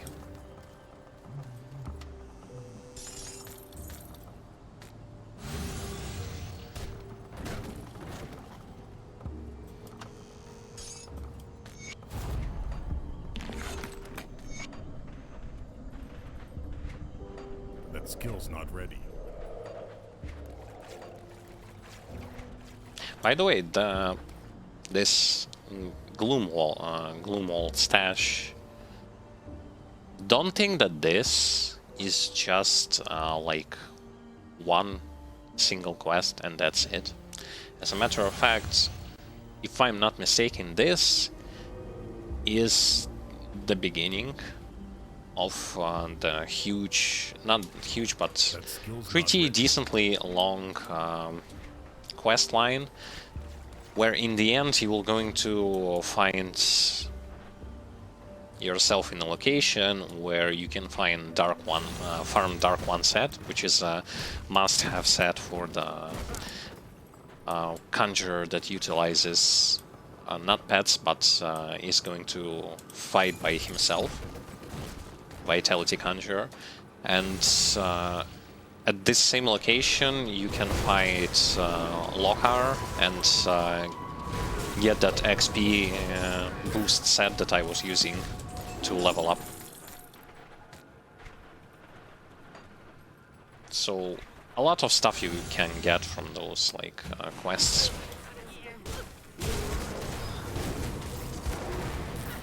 And if I'm not mistaken, there are only 2 of those quest lines that are pretty decent when it comes to length, and they are completely optional. One that will going to do what I have described to you, and another one is going to provide you with access to a secret boss fight, which is Crate Entertainment, in order for you to farm Crate Entertainment necklace. Once again, it's going to be a necklace for an XP boost. It's absolutely optional.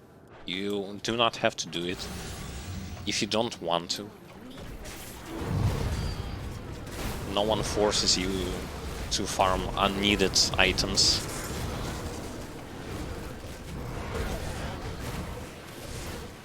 I personally been utilizing Lokar set, first of all, because I never utilized it, despite playing this game for quite a while.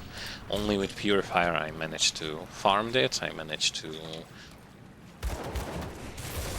see what it does, and I will not going to change my opinion that if you are not feeling like it, there is no point in using it. It's a good XP boost, but unless you are speedrunning or something like that, and you absolutely like want to level up super fast by skipping a whole lot of content, then yeah, then you can do it. But for the most part, I'd say nah. For the most part, I'd say you can skip it.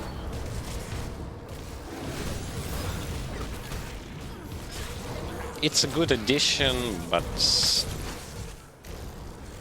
it's not mandatory.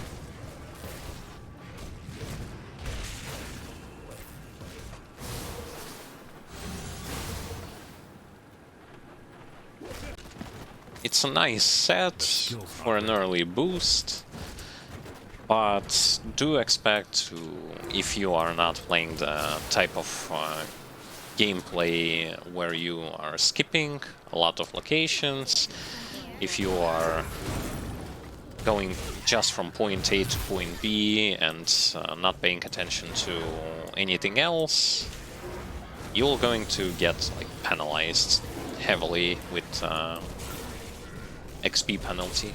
Just as you see, like right now, I am in first DLC, yet enemies are below me like 7 levels or so, and because of that, level gain process is slowed down quite substantially. I can't do that yet.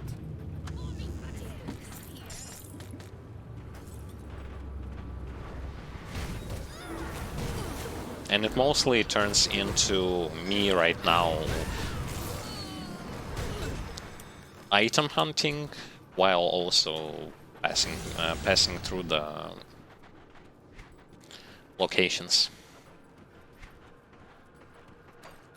Occasionally getting just a little bit of experience. A little bit.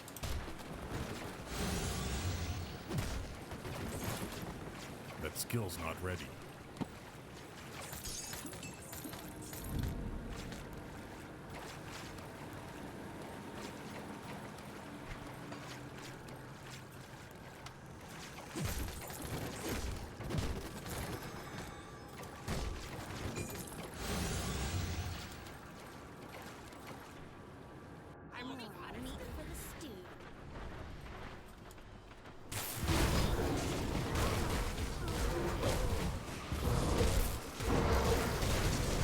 See how genuinely powerful that debuff is that I'm using?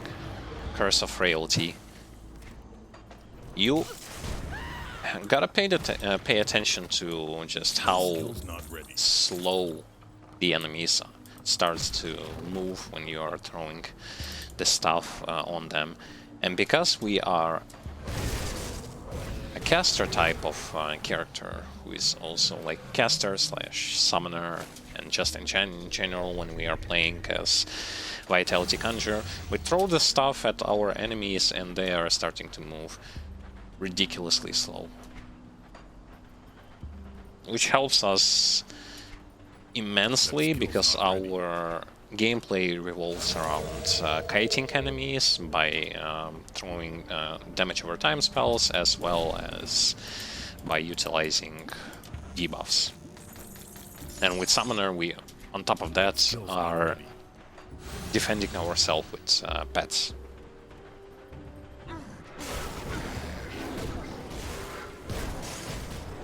Add to this Grasping Vines, which you will be using if you are not playing as a summoner, and you will going to see just how slow enemies are when you throw both of those things. They're like ridiculously slow. And if there are a lot of enemies, they are also getting stuck in one another, they are starting to move back and forth, they can react to you. Absolutely bizarre amount of pluses, and it helps. That skill's not ready.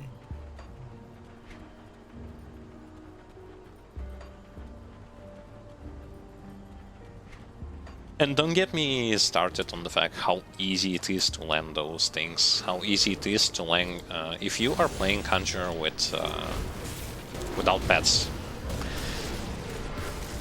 Your Grasping Vine as well as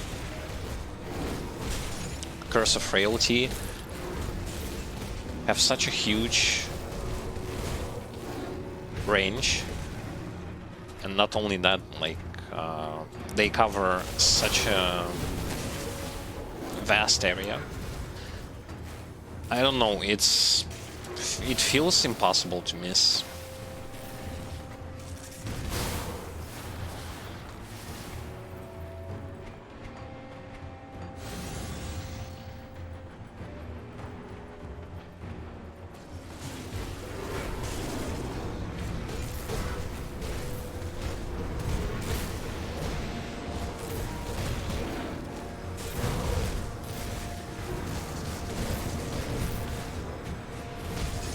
Those Ugdenbach golems, well, you can view them as some kind of tanks in this whole DLC. They are going to soak up a lot of incoming attacks. But other than that, they are pretty harmless. Especially if you are playing someone who specializes from standing from afar and hitting them.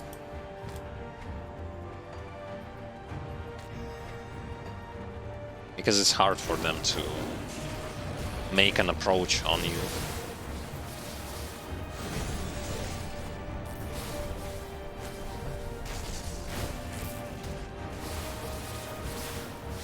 Yeah, I was wrong. That amount of poison acid resistances is completely enough.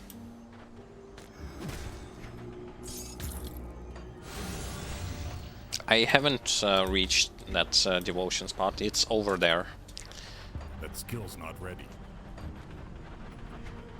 It's in this way. I've seen that devotion shrine.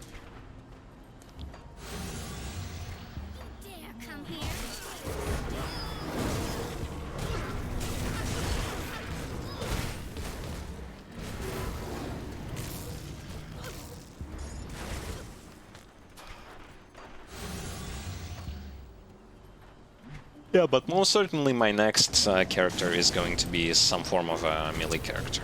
I just want to have a little bit of a distraction between like those character archetypes.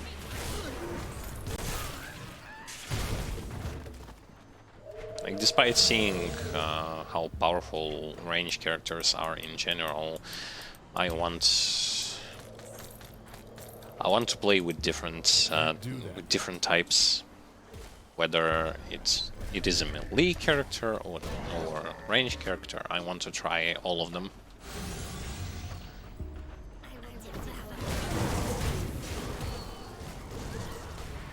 Funny enough, usually when I was playing games like Diablo 2, when I was playing games like Diablo 3, Diablo 1,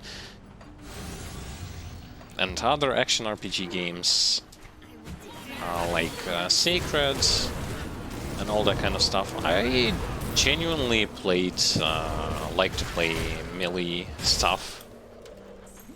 But in Grim Dawn, I haven't yet found any kind of meaningful reason to play melee characters, and at the beginning I was tired of melee characters anyway. Especially I was tired from the barbarian spin build, realizing just how much like I've played this type of character in Diablo 3 and now I just wouldn't be able to.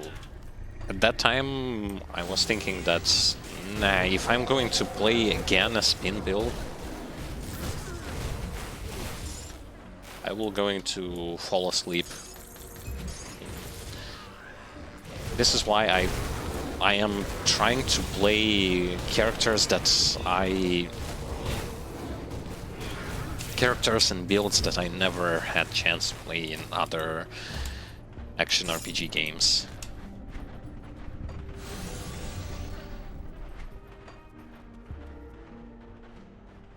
This is also why I've picked up Summoner. That skill's not ready. As one of my decisions to make a playthrough with, because even though I've played some Skeleton Necromancer and I've played some Witch Doctor in Diablo 3, and I've played some other summoners. Concept of summoner I yet haven't grasped, so this is why we are playing this kind of class in this game.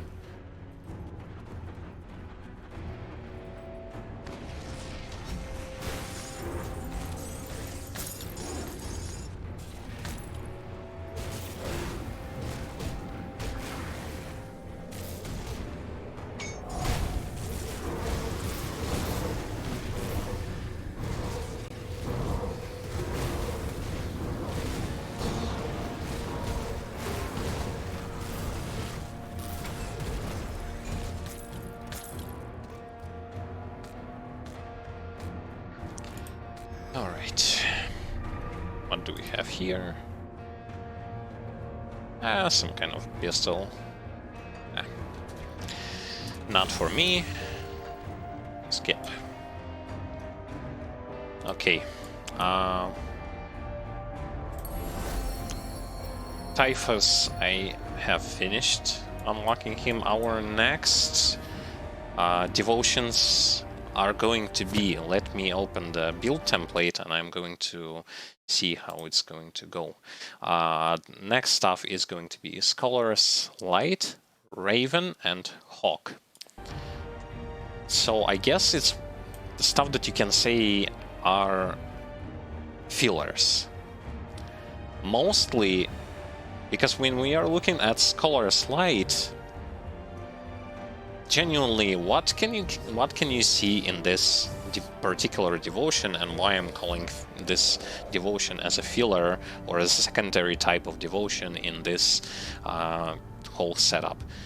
you can clearly see that it gives like elemental damage, physique, defensive ability, and elemental resistances, as well as elemental damage and some elemental resistance, ether resistance, and energy, a little bit of energy regeneration per second. So, generally speaking, out of this whole stuff, we only take a look at this thing. That's about it. But mostly why I think that this devotion is going to be also a secondary is because it's going to give us 4 green knots in here, like 4 green points, which will then, by adding Raven and Hawk into this stuff, we're going to gain. Well, Raven technically is going to boost our offense for pets, but once again, a whole bunch of those green dots, and then Hawk, a little bit of offense, as well as more green dots. But where do we actually need all those stuff? Because next, after those 3, comes Wolf and Huntress. There is the Wolf.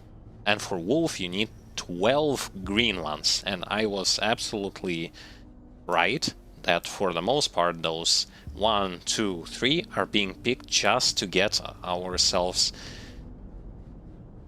ability to gain access to here, and then gain access to this place afterwards. So, genuinely speaking, from my perspective, this is how I view whether or not your devotion is secondary or whether or not your devotion is the main type. Out of main type, I would say like this is a main type, because it's also going to give us a skill that we are going to be used quite a lot. This is also one of those like main types, due to the fact that it's quite a significant boost, especially for our build. This might be also considered as one of the main ones, but I guess it's easier to say when we were leveling a Purifier, speaking about main types, which were also in storage: Soil Witchblade, Revenant, Ghoul, Bat, pretty much stuff that really gives you meaningful boosts, be it to offense or to defense, or providing you with a skill. Please, just...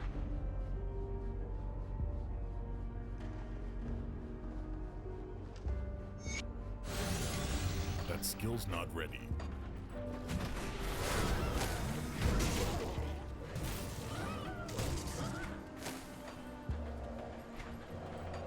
But because of that, because of how much of those secondary devotions we are going to be unlocking, I don't expect to see any kind of meaningful boost to our offense anytime soon. Probably for the whole first DLC, nothing will particularly change. Unless we'll get an access to the item that I was talking about. If you go here, so from this place you can gain access to another secret location, but I believe that you can get to it only on ultimate difficulty. Basically, you go here and there will be a blacksmith that can craft you an item, and you will going to need it later on in the quest, the secret quest line.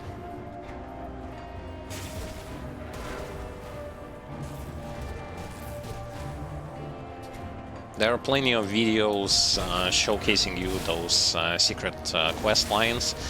In case something wiki also has plenty information with screenshots of the locations, with where they specifically like a circle with a red mark where you have to go on the map so that you will not get lost when it comes to trying to find stuff that you need.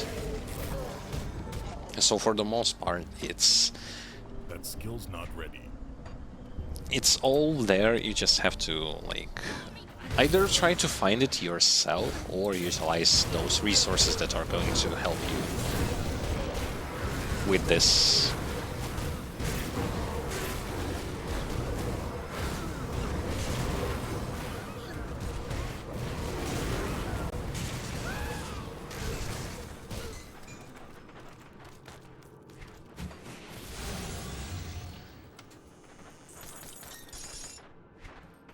I can't do that yet.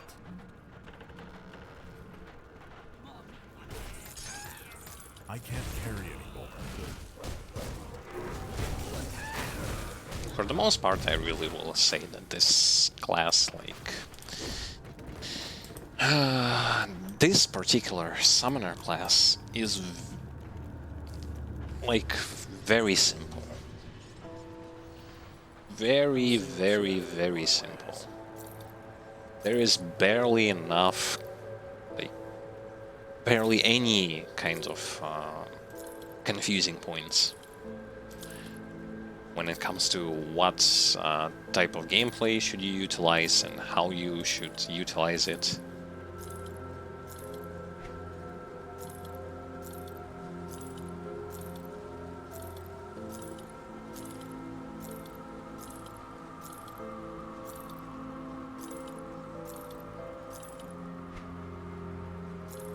And I've said it a million times, I'm just gonna repeat it like once again. Don't get discouraged if a class has a bunch of buttons to to press. Don't get discouraged that easily, because maybe I'm going to emphasize the word maybe because I'm not familiar with all of the classes that are having this piano style gameplay approach. But just maybe those classes aren't that bad when it comes to like how hard it is to play them.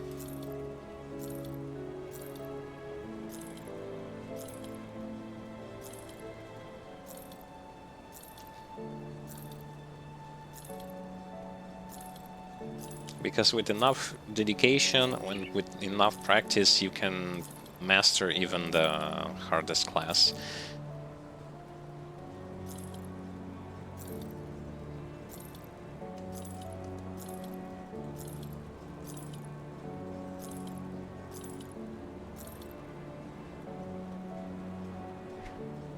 Put it to good use. We were never...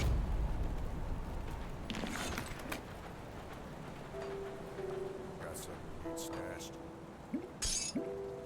And yes, when you're going to gain access, to the first DLC, you'll be also doing quests there.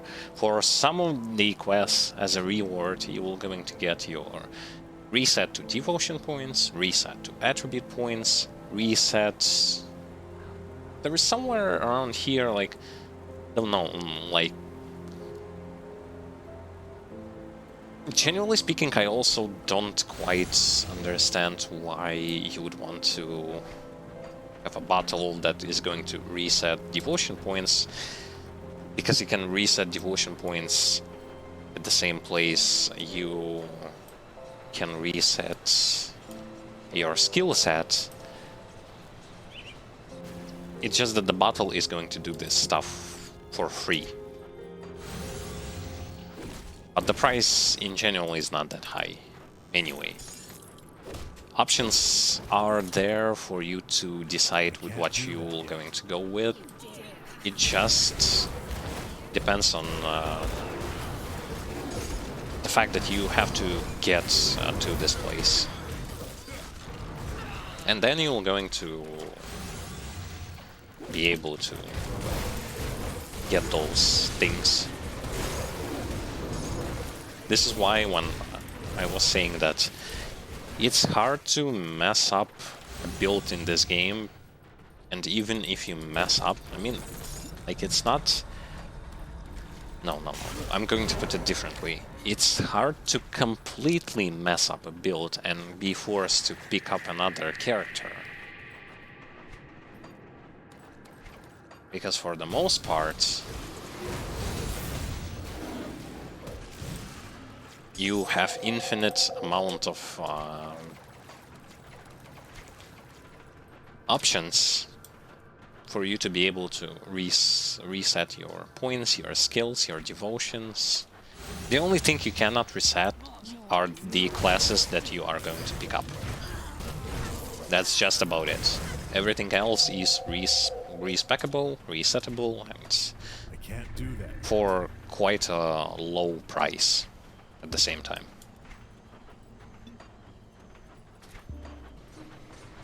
I find it very good, especially comparing to something like Path of Exile, which has tremendously, I found it tremendously complex system if you're not following a guide and if you're a newbie, of skills, builds.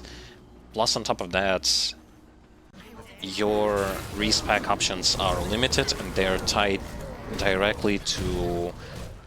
They will not going to give you huge amount of respec items.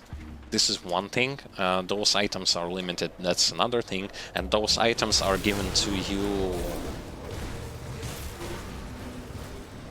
for like at a specific point in game. You are not getting them all at the same time. It's like you gain, like, pass through Act 3 or Act 4 and gain a little bit of those respec points. And then much later in the game you gain something, and then for doing some hard dungeon or beat some hard boss, like... Grim Dawn is way more beginner friendly when it comes to this aspect. It's hard to deny it.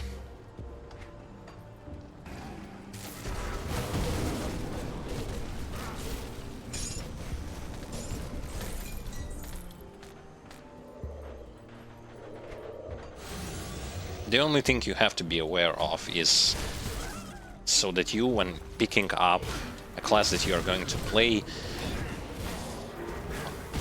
keep in mind that you cannot switch classes that you picked up.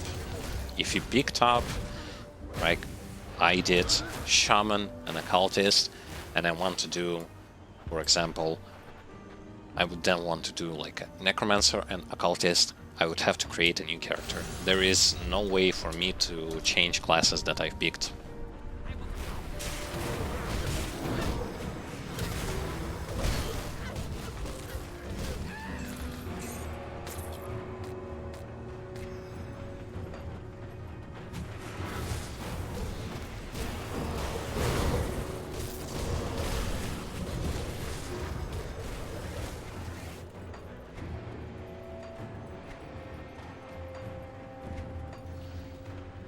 If everything is going to go the way I kinda imagine it, my guess is that this DLC I'm gonna do like without any kind of deaths. There are two bosses that are concerning me.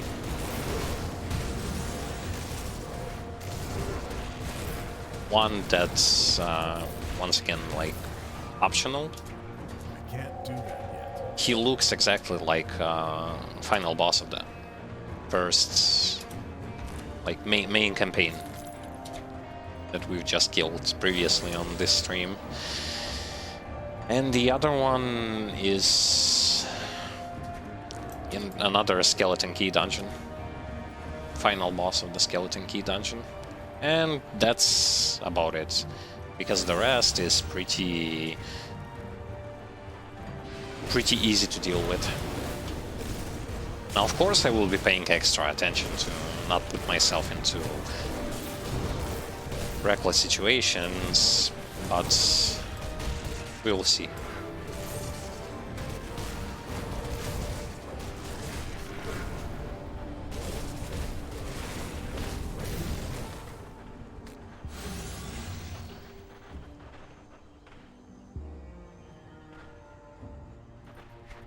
I can't do that yet. Yeah, I should, but there is a little bit of a problem, though I may like completely ignore it. I can remove points from here, a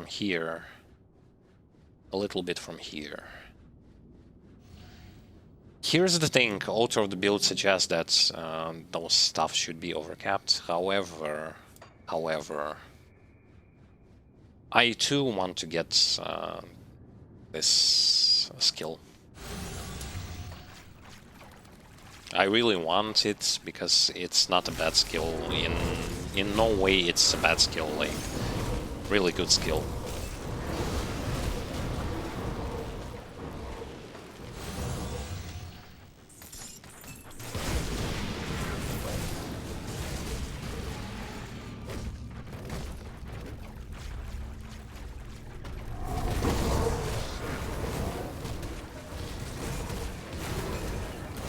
I don't know when leveling. Here is the idea, like, when they show you this, like, whole picture, they will never going to tell you stuff how you should directly level abilities, in what order, like, how many points you should put while leveling. A lot of people say that this comes to personal preference, but since I'm not that... I haven't played that much with Summoner.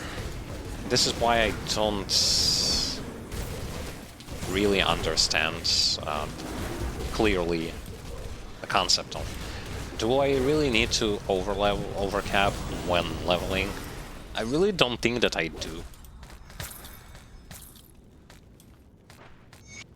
Maybe I don't. Maybe it's entirely optional and it only matters in the late game. I will try. Let's hit level 70 and let's try to do this. I mean, why not?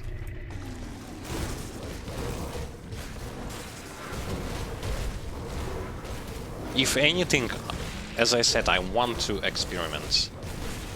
While leveling, I can do what I want, right?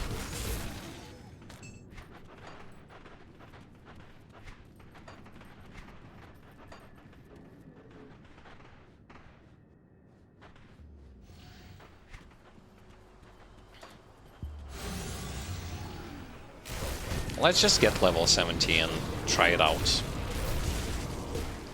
Let's see how things are going to go.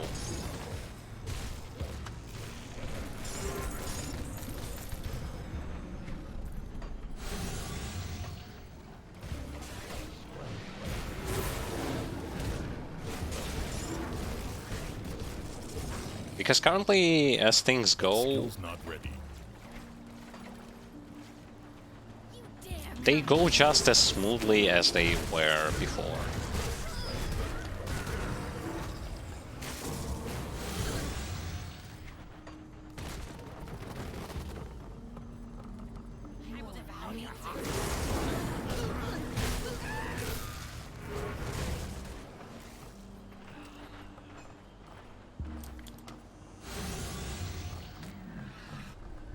That skill's not ready.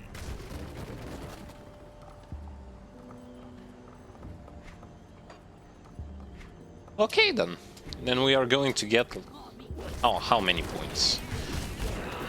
I'm going to see, but I'm betting on at least 12 or so points that we were going to get if this is not like that important while leveling. Let's see. -8 point in here, -2 in here. That's already 10, and minus 7. Yeah, 7. -7 in here. So 17 points, 17 points. Interesting. It will only going to get us, be enough to get us to that spell. And then we're going to be able to put like 2 points in it. Well, That skill's not ready. let's see. Let's try it.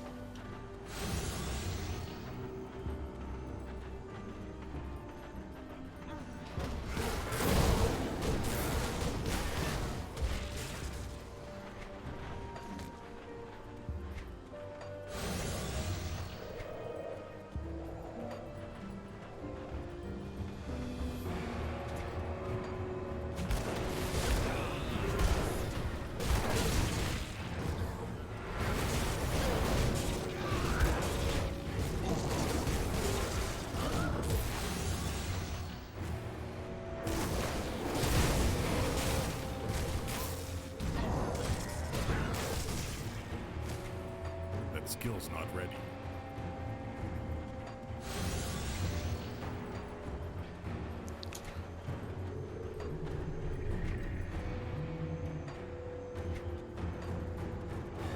See, even I don't know a lot of stuff, despite the fact that I played so much already in this game. There is still so much to learn. And it's not the bad thing. The more you learn, the better you just get overall. Because you get to learn something that Not ready. might be extremely useful later on.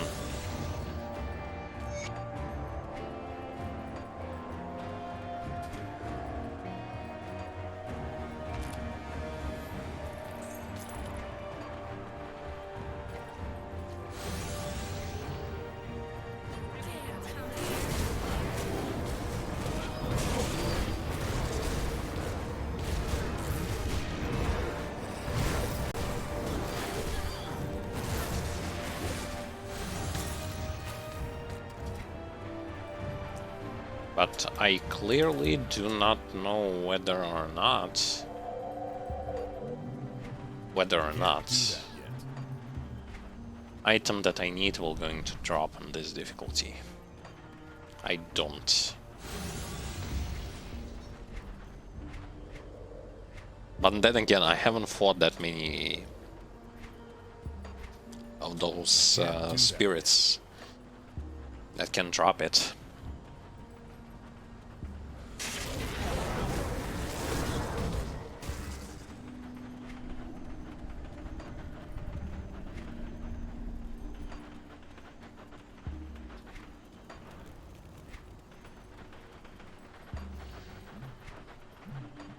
Okay.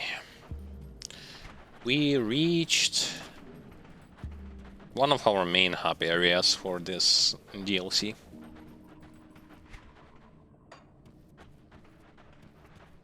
Amazing, amazing. Nice. But we are still not level 70. Come see what's left of my wares.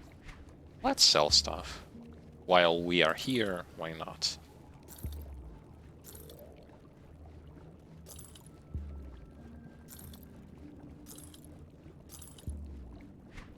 In this DLC, you'll also gain some very good items in case you are playing Vitality Conjurer, not the pet version.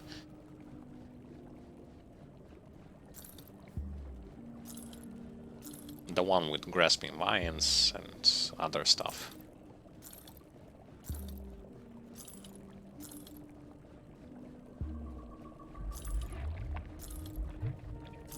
It's either going to drop like from enemies, or you're going to be able to unlock Cannibals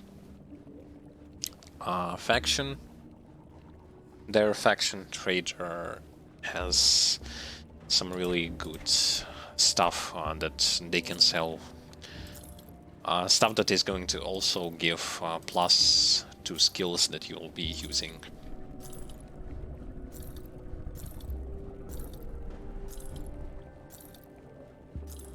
You're still going to be using Dark One set in the end, but at the same time...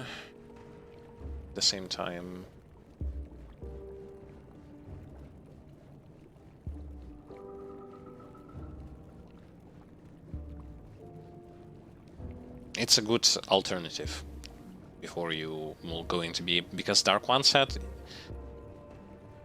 I have it in my stash. I'm going to check it out, but it's starts. You can equip it on level 94, and those items are equipable much earlier. Looking at this thing, and I want. I'm still thinking. But I don't want this. Yeah. Looking at this item and still think that I don't need it. I'll keep your stash safe. Where is that Dark One set? I do not have it here, right? No. But my guess it's from level 94. Equipable on level 94.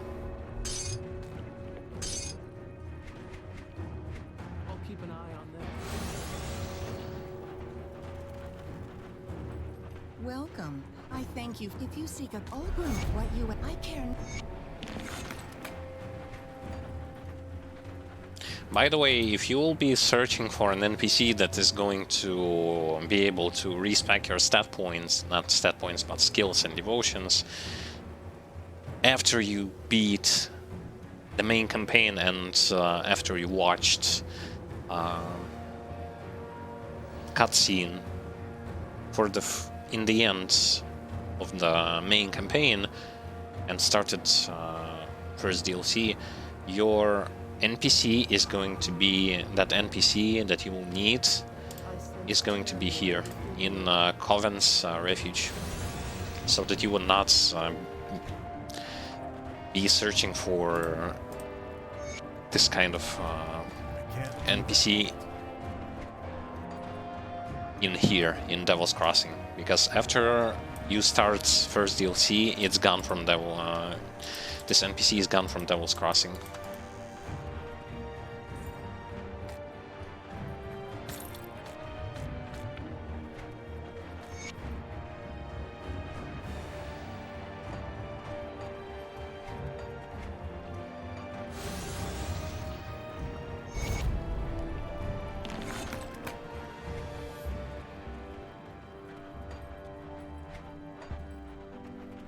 I think I got all of the quests they can give me now. Let's respec points. My way. Iron well spent.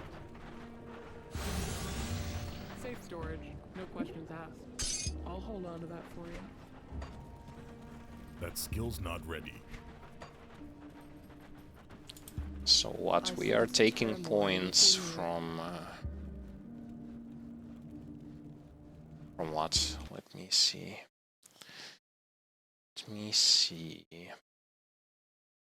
I'll open the build template to help me up a bit. Okay.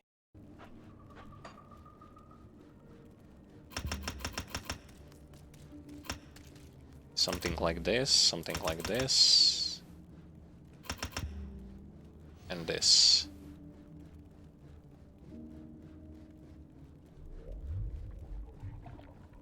Yeah. Farewell. And into the occultist.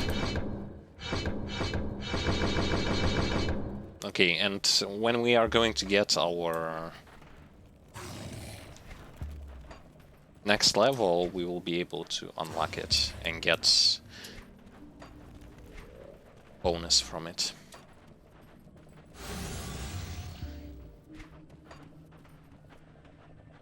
Because 17 points with this heavy penalty on experience. You gain 10 points, not 10, but 2 points for a level. That's a lot of levels. That's a lot of levels, I tell you. Especially right now when you clearly will not going to gain as much as you would want to.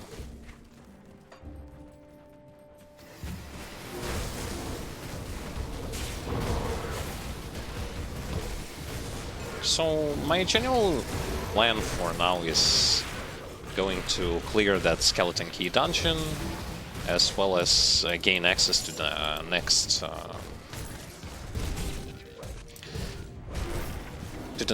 TP.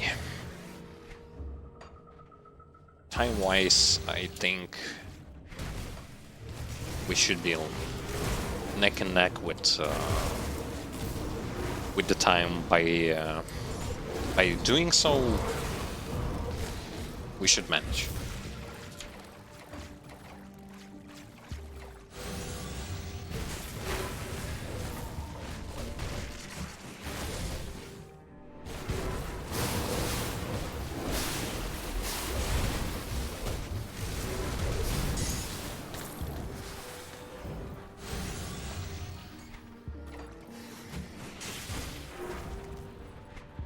I'm starting to get reputation with Ugdenbach Colvin,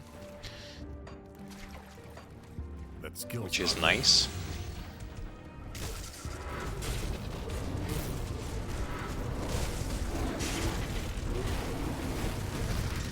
That skill's not ready.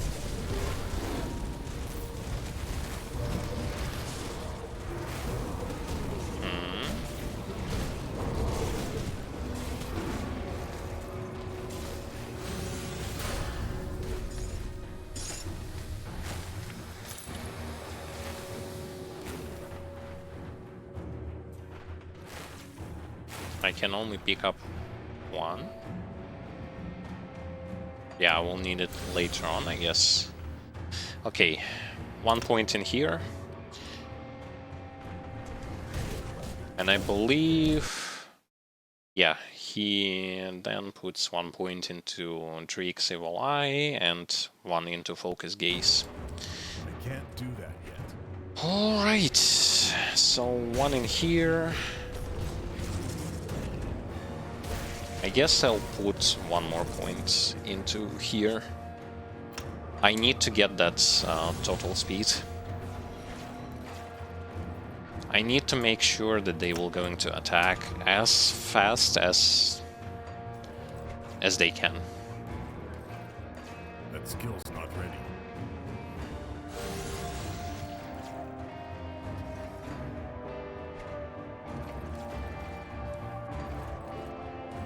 I want them to be relentless, merciless, and also beefy.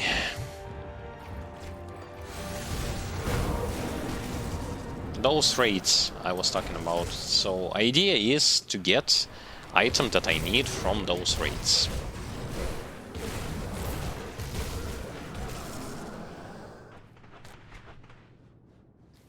Conjure Primal Spirit, -6.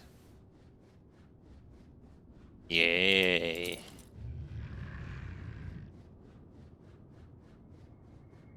Yay. Yay, yay, yay. Let me go into the town and put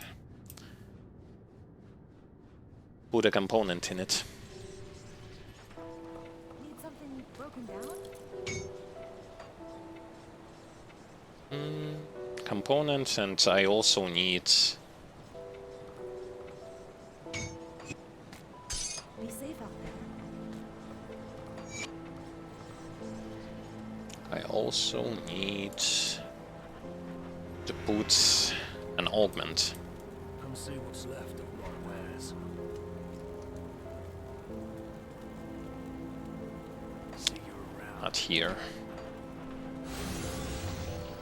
Not here, unfortunate. Homestead.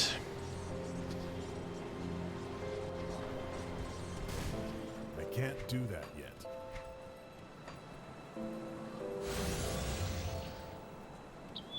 I'll give you a good price on what I've got left.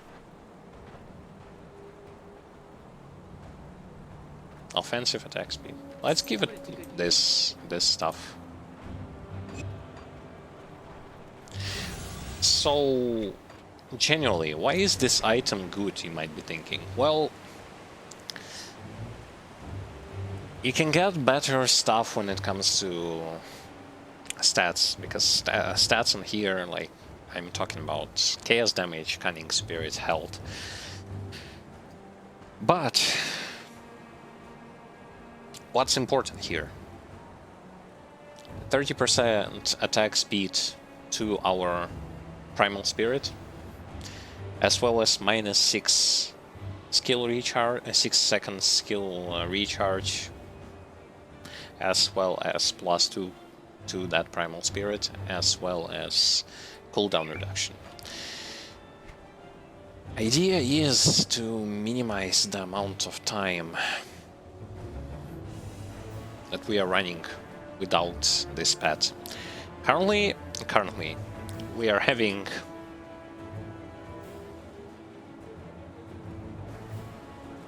29.6 seconds skill recharge.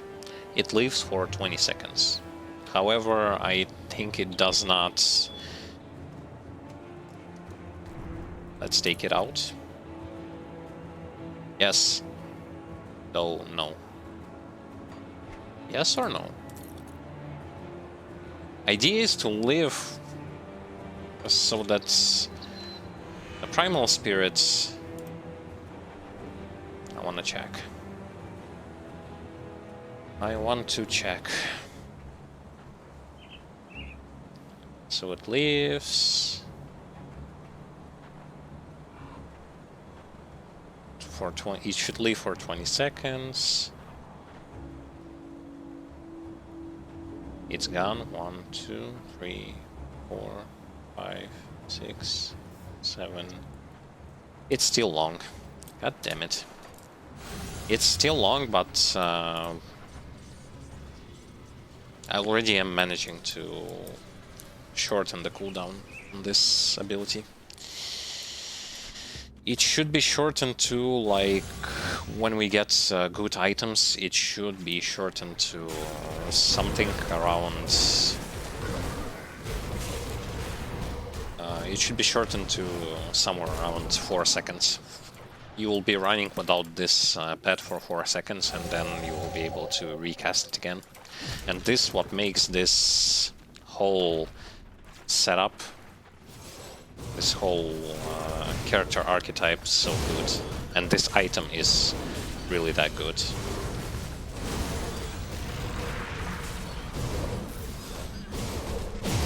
Because Primal Spirit, don't get me wrong, Primal Spirit in this build is a number one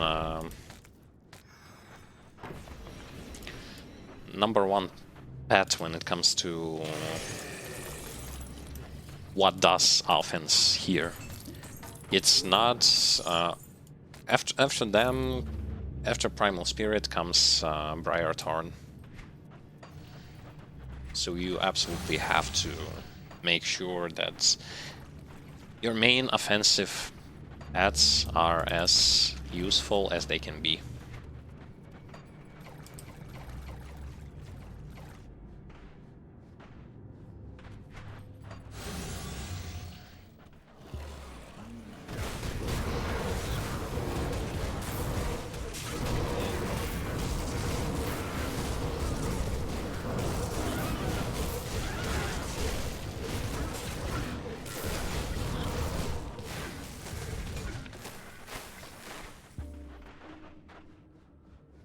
You're kidding me, right? Now I need this thing, because it gives vitality. Okay. Okay. I will change it once I will going to deal with the Skeleton Key dungeon. I mean, it's good. I guess I should say thank you to the game for providing me with such an item.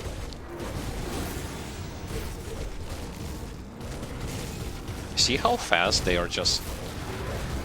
When this primal spirit starts attacking with that boost from item that I'm currently using, you can clearly see like how much attacks this pet is doing, like relentless assault.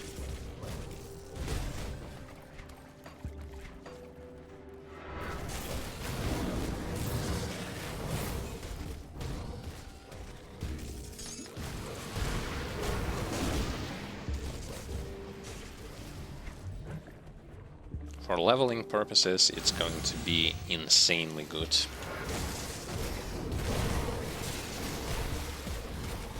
She just runs around and like boom boom, and no enemy just dies.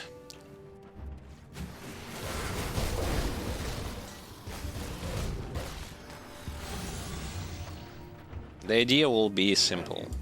Shorten the cooldown as much as possible for those pets that we are using, as well as Can't do that yet. provide them with as much attack speed as we possibly can.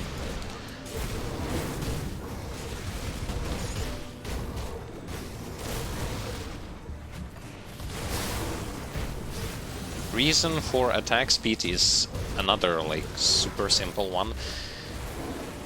Pets are auto-attacking a lot. Their skills are not based on chance to proc. Their skills are based...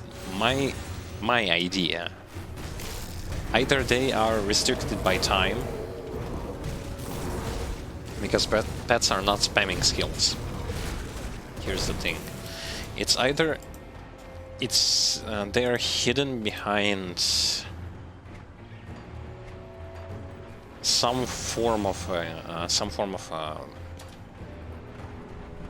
time gate, or they are, or this time gate is related to how many auto attacks were dealt in between those skills. Now, I personally do not know.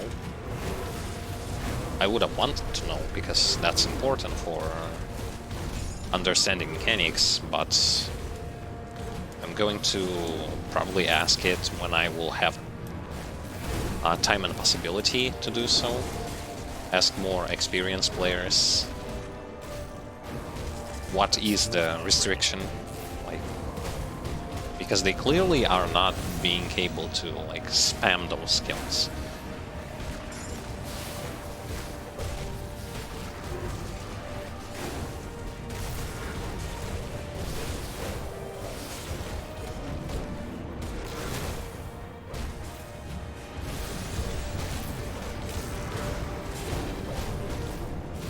What's going on? What takes them so long to kill those guys? Can you like do it faster or something? I guess that's because they are attacking like different targets at the same time. As the stuff I was also trying to imply, that attack command is in your disposal for a reason.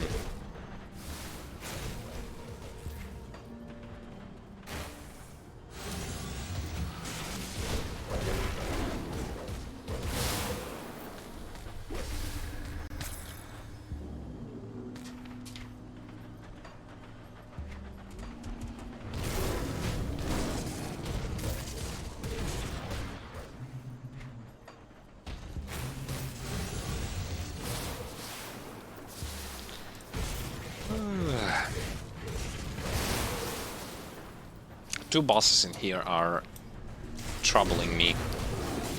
I yet don't know like how things are going to go against them.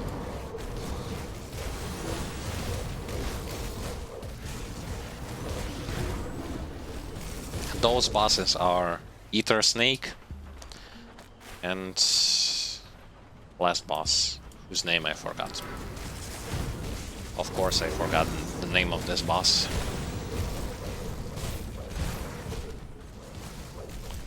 Gravatool? Probably. Maybe. I think it's Gravatool.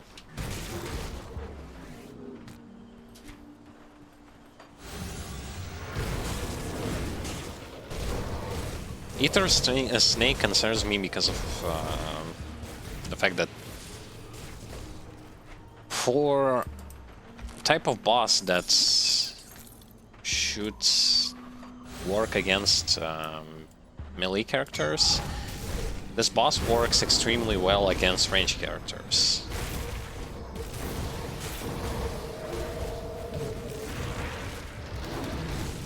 Whoa. What the? I guess it was Chaos Attack.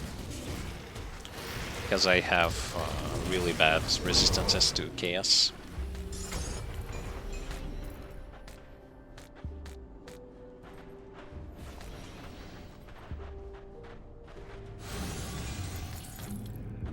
Okay, let me open Devotion and put a point into Scholar's Light. Oh boy, for three straight devotions, I'm going to get very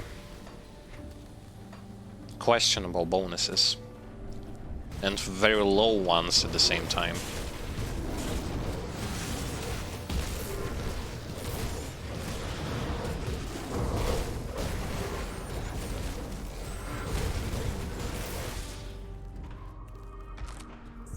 Can't do that yet.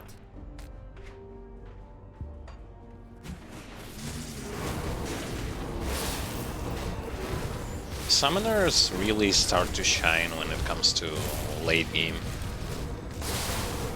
As you are getting access to better gear, as you are getting access to all of your devotions that you want to have.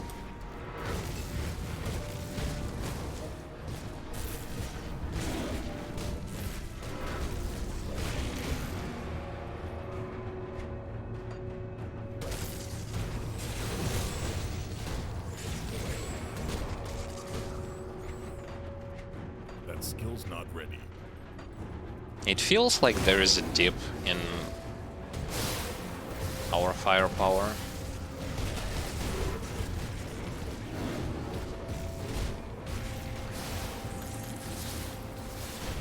What is this,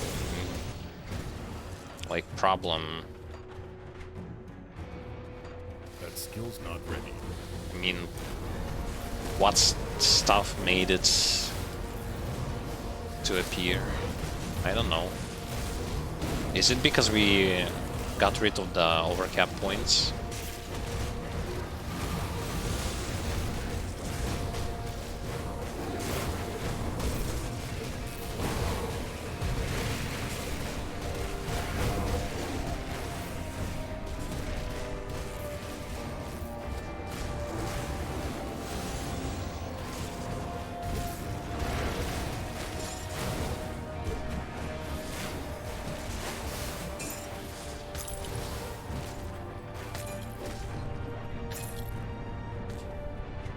Feels like something has made our overall damages go from high to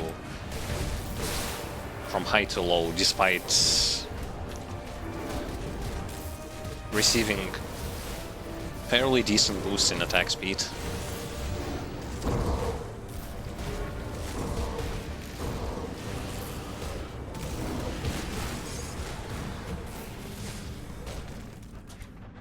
I can't do that yet.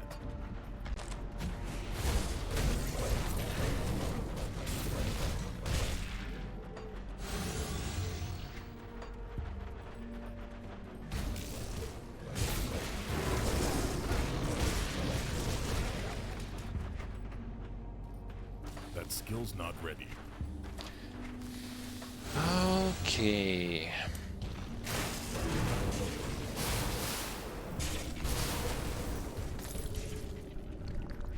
At least we are not dying.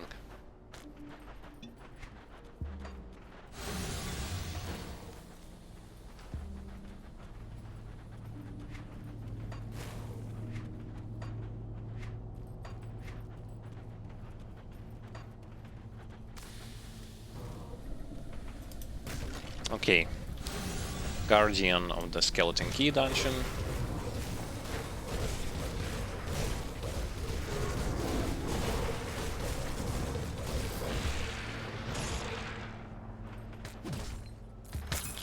Dies super fast because, as I said, when it comes to single target, this build excels tremendously. Gonna go and sell stuff because we are having a Skeleton Key dungeon incoming I'll give you a good price with a on what I've whole got. bunch of loot that is going to go straight into our inventory.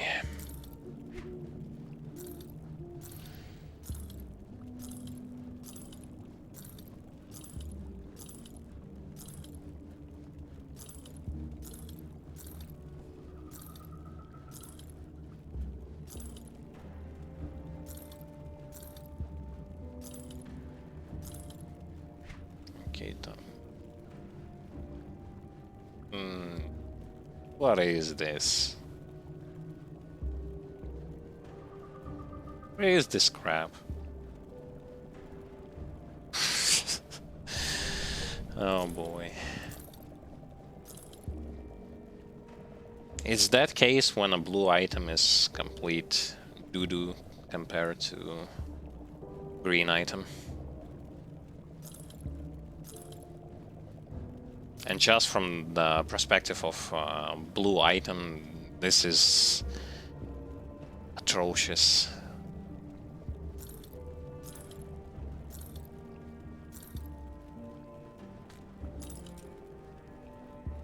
Offensive hitter case. It's almost the same. Whatever.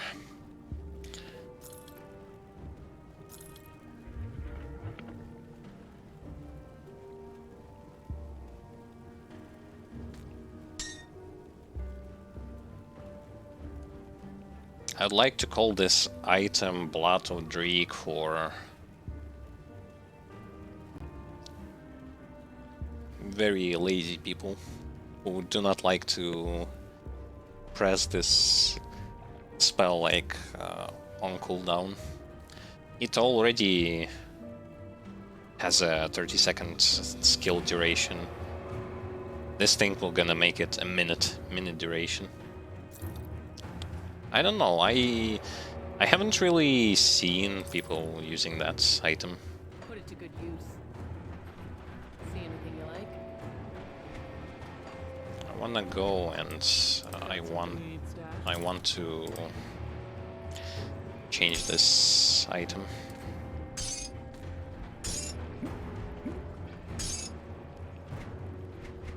Change the item that I have to this item that is going to be more powerful. I'll keep an eye on it. Once again, we need to go to Homestead and we need to buy ourselves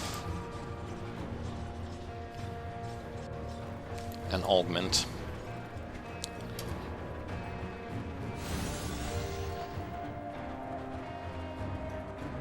See anything you like?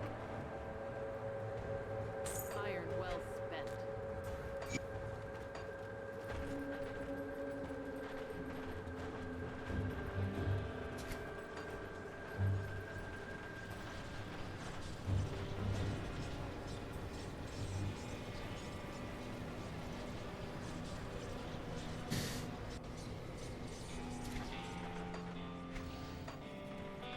Okay, why am I here? I messed up. I needed to go here first and then go this direction. Okay, so I'm gonna put this here, this I'm going to destroy.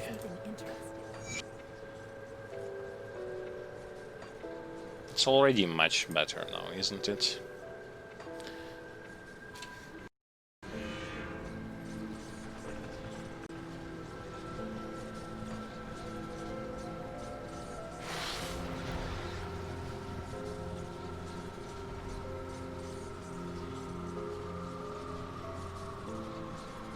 I think I'll change button mapping a little bit from not 0, but let it be Y. No, Y is already used.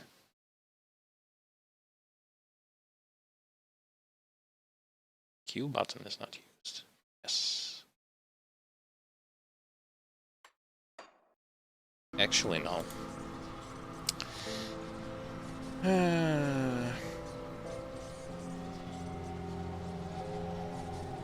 Whatever.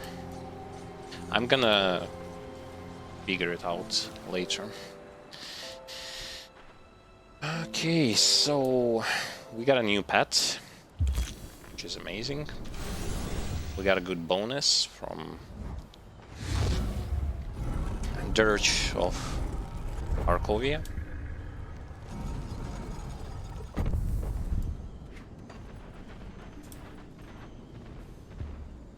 Plus another pet.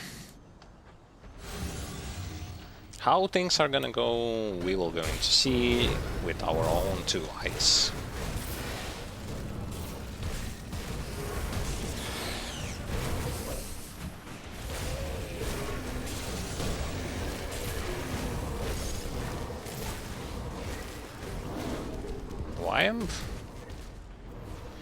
Why am I getting hit so much? By whom? Reflective? No. By you? Maybe. This is why I always say, like, you gotta run. As you play this character, you have to learn to run. Run, Forest, run.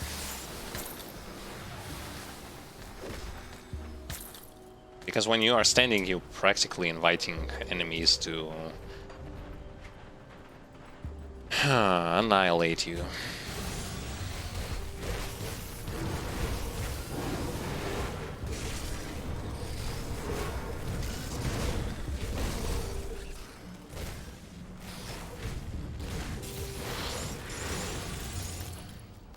Not bad. I'd say not bad. But I'd also say I need that reduction on Primal Spirits. Oh, whoa, whoa, whoa. With those guys, I definitely want to run. I don't want to get one-shotted, because I know how much they can do. I know, as a matter of fact, that even if you are going to stand in the Inquisitor Seal, I learned this on my own experience. In late game, in early game, they can one-shot you. With certain classes, not with everyone.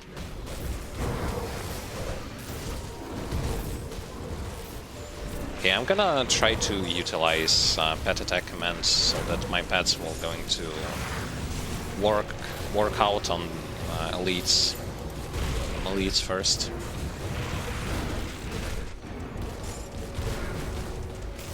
Idea is I don't see that many elites, but I'm already top. Come on.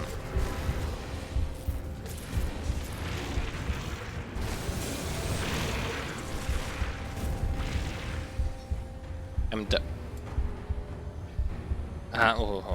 Wait. What? What?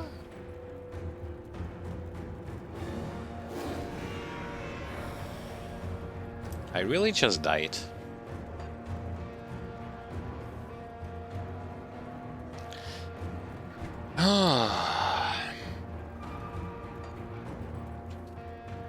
You know, let's go and still open the portal. My idea of getting to the through the campaign deathless surely didn't last long enough. And you know also why? Because this and this.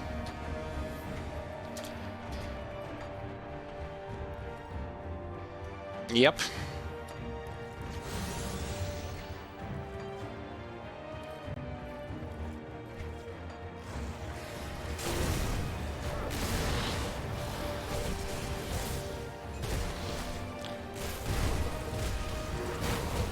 And yes, this pet is permanent.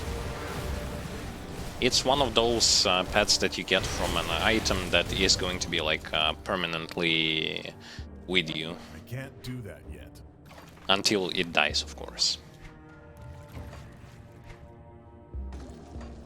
But yeah, the fact that I died, like, kinda pretty obvious. I can't do that yet. Ether and Chaos just melt me, but I knew I was playing with fire, like... It's such a no-brainer, especially considering the fact that in this dungeon you do face against enemies with... they can hit you with both of those types. Meat for the stew. Kinda obvious that my character didn't last long enough. Plus I had my HP bottle on cooldown, plus I had my healing spell on a cooldown. Whatever. Good is the thing that I at least realize what killed me, why I died, and what is the problem.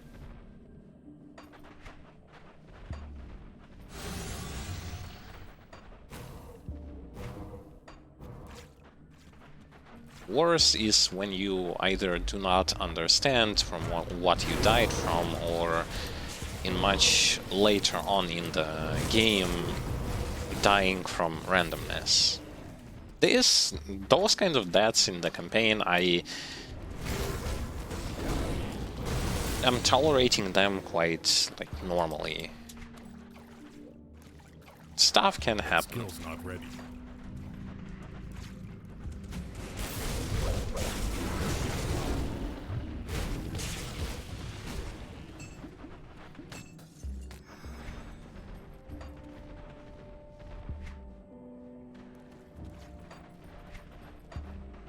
Plus, you also kind of have to understand and realize the fact that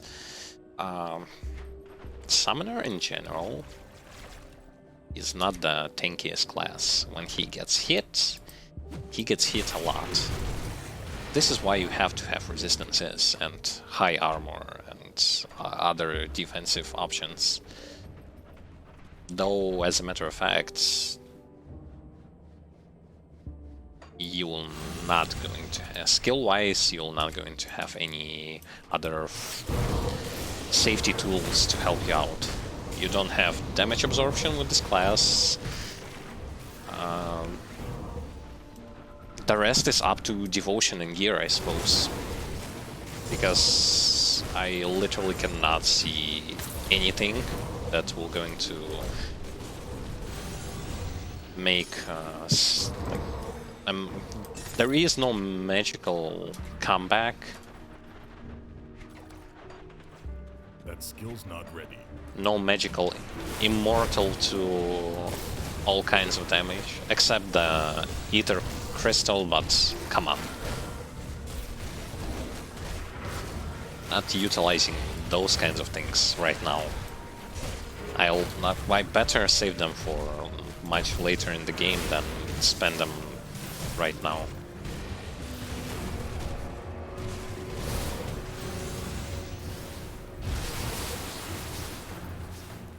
Oh, and speaking of something that can kill me really fast, we are going to go and kill. If we didn't kill we didn't manage to go through the Skeleton Key dungeon, we are going to go and fight an optional boss.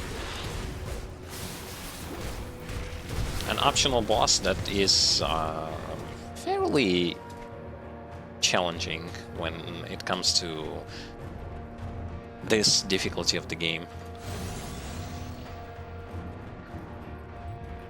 I mean, on next stream I will going to make a comeback and clear this dungeon.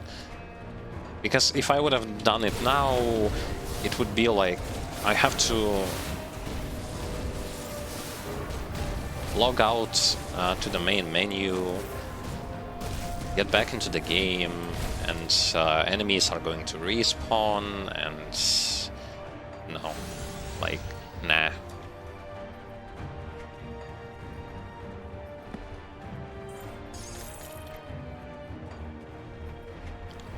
Clearly, it's not something I want to do now.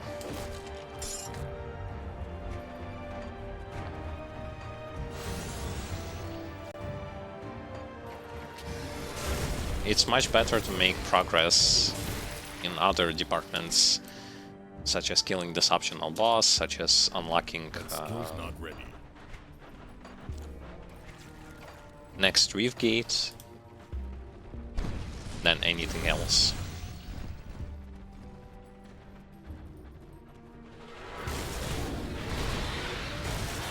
The next boss does not hit you with ether, chaos, and all that kind of stuff. The next boss just hits you hard.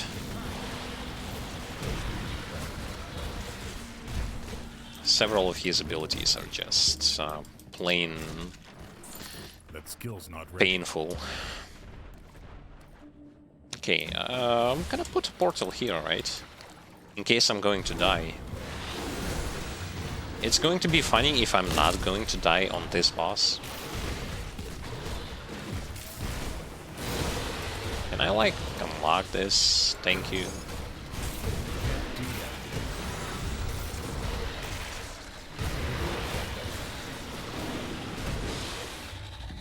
Okay. Time to fight an interesting boss.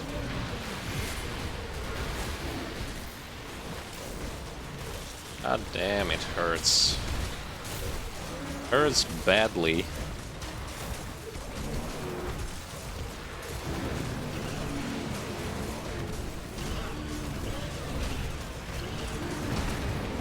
I like how pets give absolutely no kind of care to whatever he's throwing at them.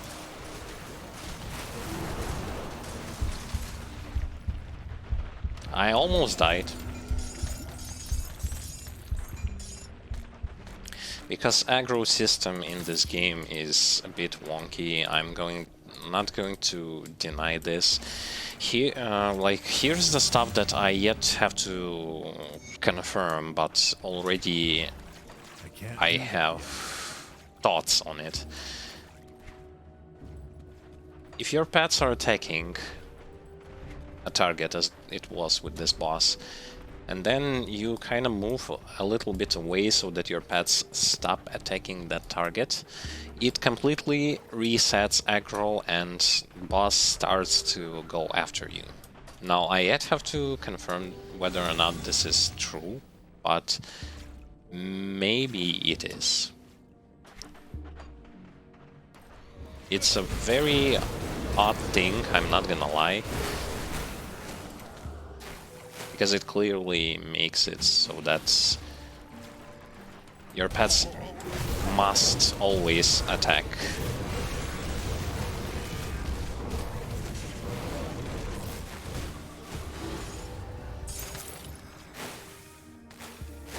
But yeah, for our pets, his attacks were like nothing.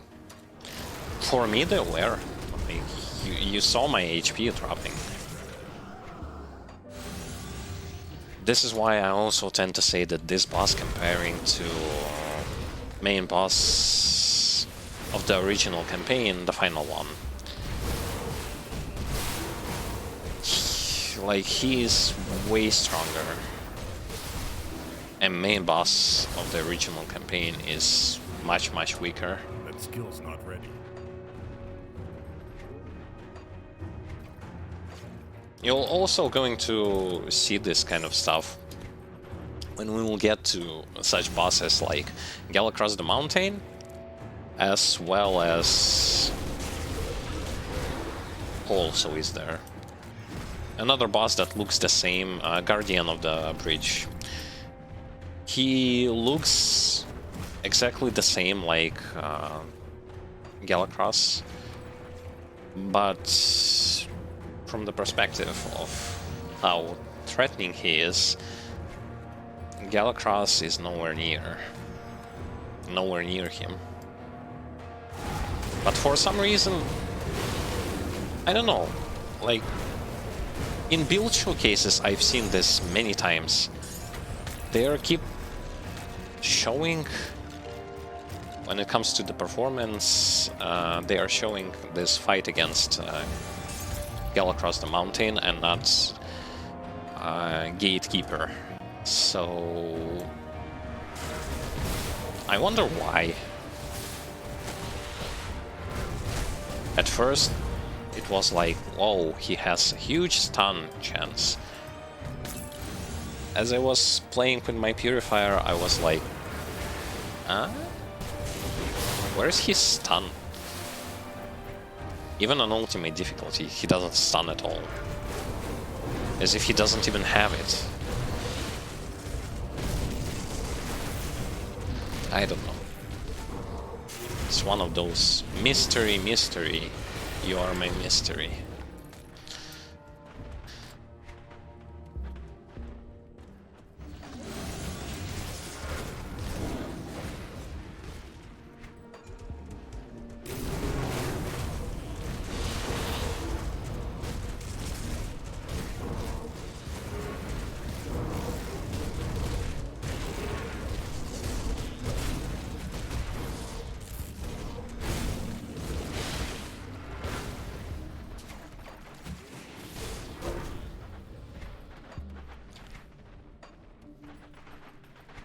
I see the portal, yay! Nice. How many time do we have? We have 20 minutes. 20 minutes left.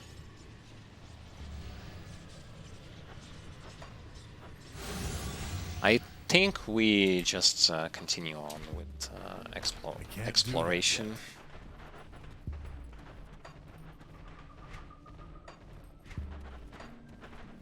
Definitely clearing a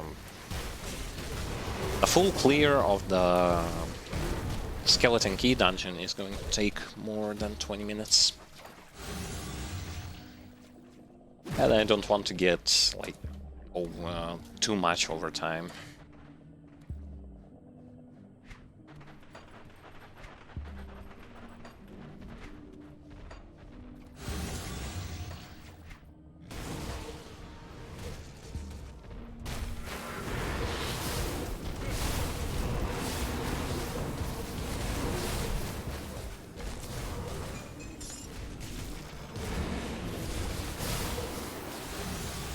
Yeah, but right now this character is not deathless. He already died once. So he is just a normal summoner.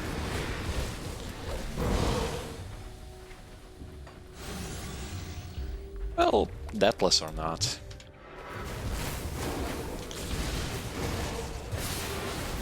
Doesn't really matter.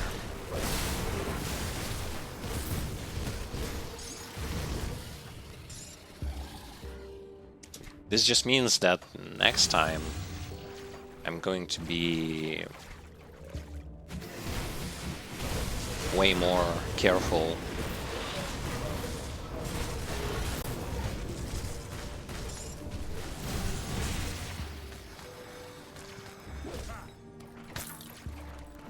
By the way, this was the first time in my Grim Dawn history that I actually died in that room. No matter what kind of character I played, I never ever came even close to dying in there. Guess that's a first one.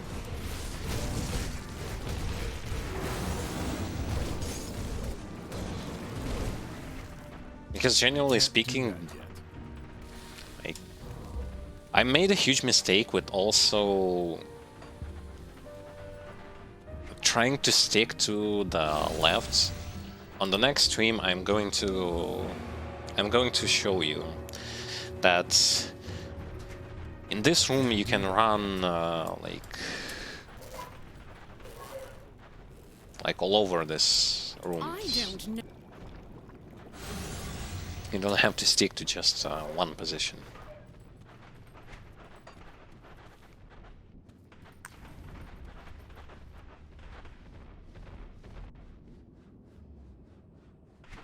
I don't know. I died on probably one of the easiest places not to die in.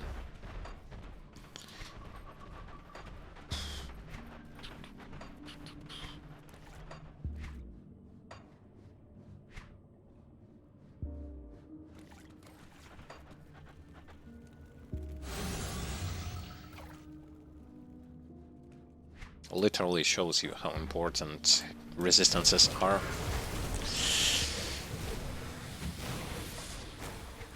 To everything except this thing.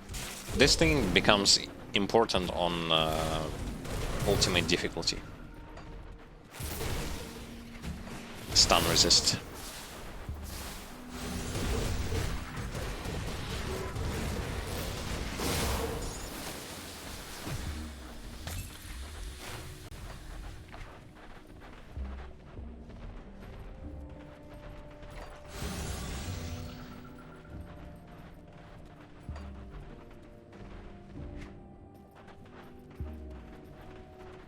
Can't do that yet.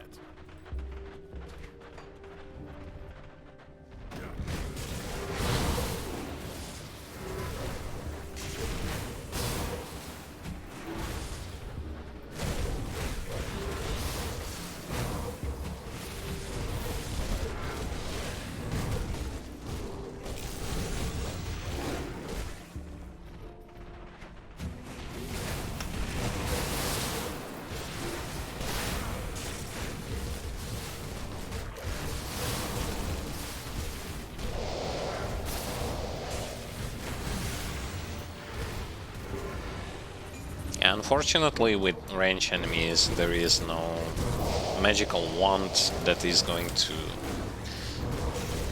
make them all attack your pets first.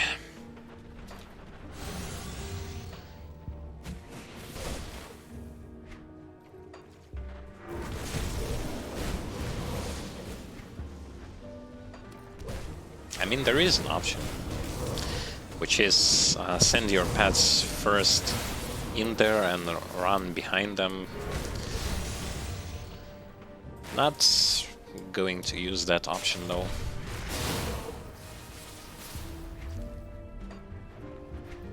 I can't do that yet.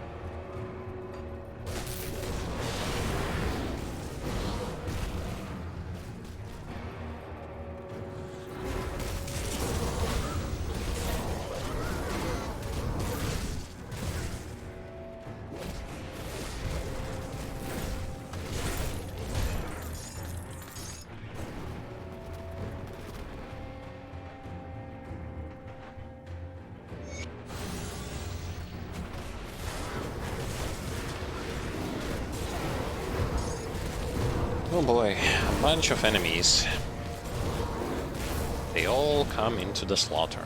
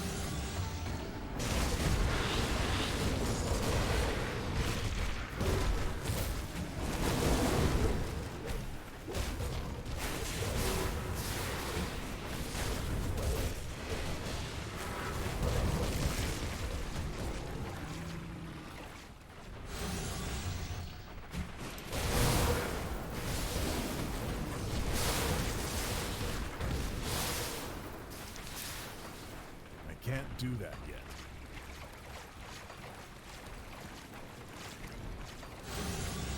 I guess our general gameplay is going to start changing when we will hit like level 90 or so. And for now it's going to be just rinse and repeat the same stuff.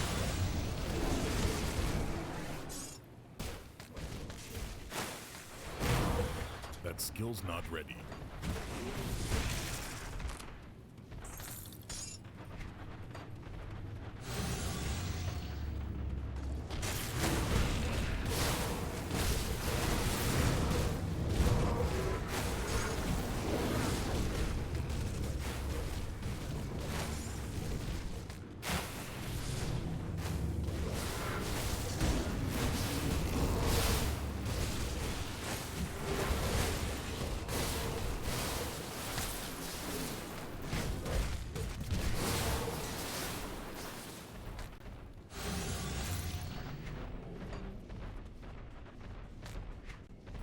Can't do that yet. At this particular point in time, I can clearly say like one distinctive difference between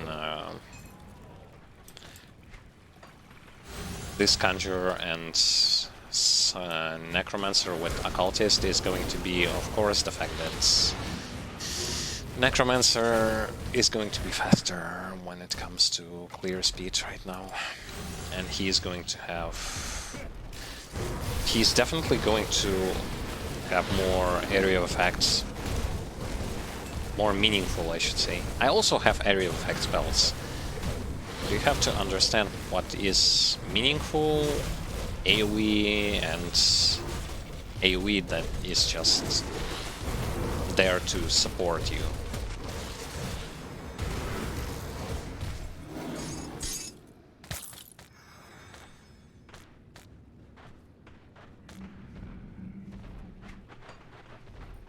Because you can't really compare Necromancer's area effects that comes from mages, from skeleton knights, from abomination poison explosion that hits very hard, like super powerful.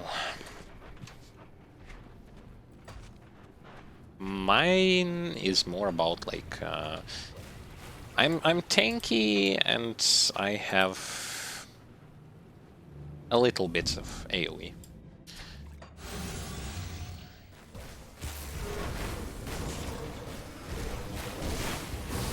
That skill's not ready.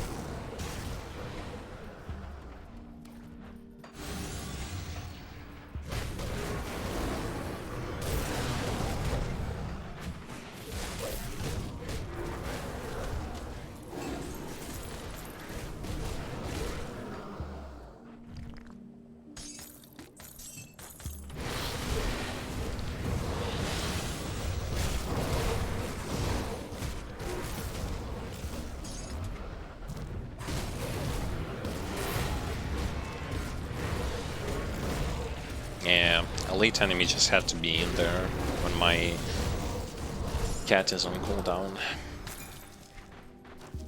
I can't do that yet.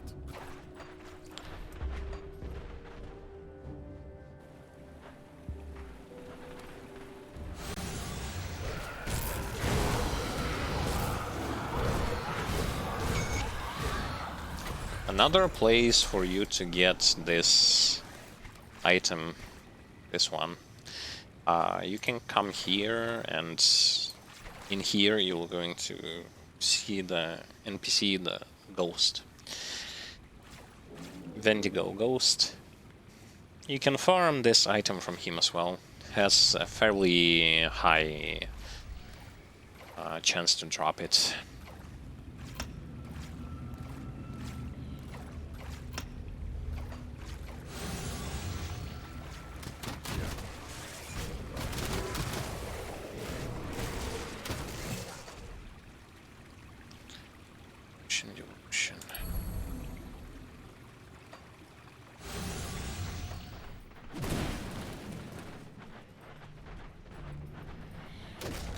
skill's not ready.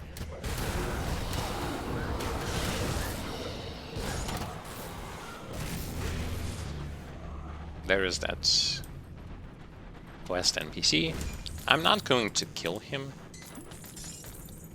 because I already have that item. I'm going to help him. I need to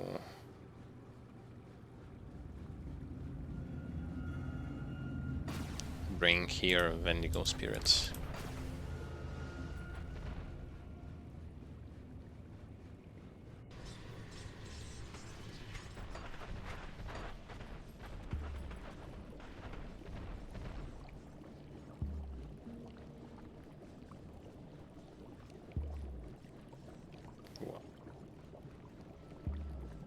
Where is it? Where is it? There it is. I wrote it wrong. Wrote it wrong.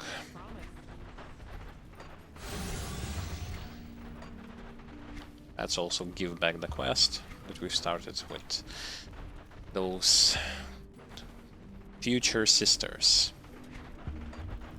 I can't do that yet.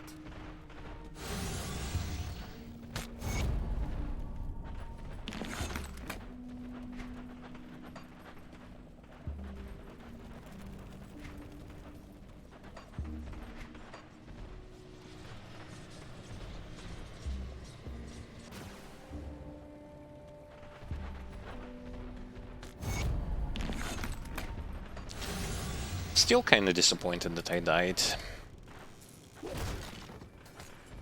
I mean... I can't do it's that expected, but... I could have played it much better.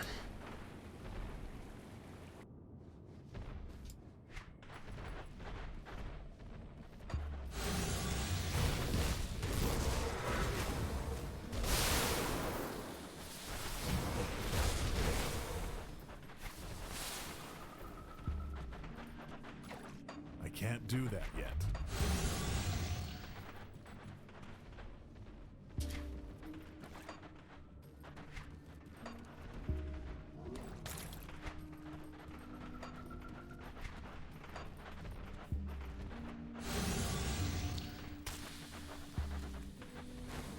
I can't do that yet.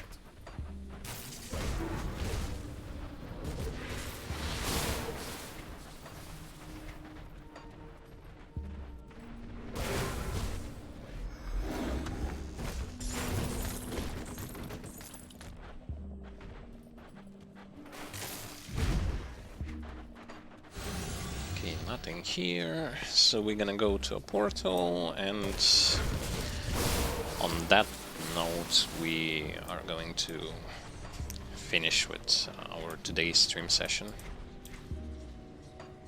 Go and sell some stuff in the refuge, and gonna finish with today's stream.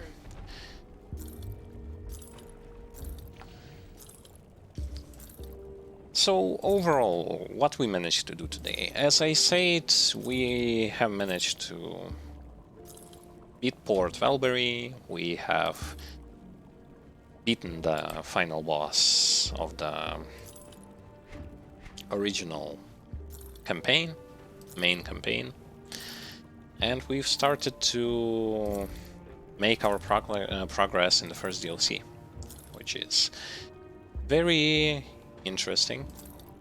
It's very...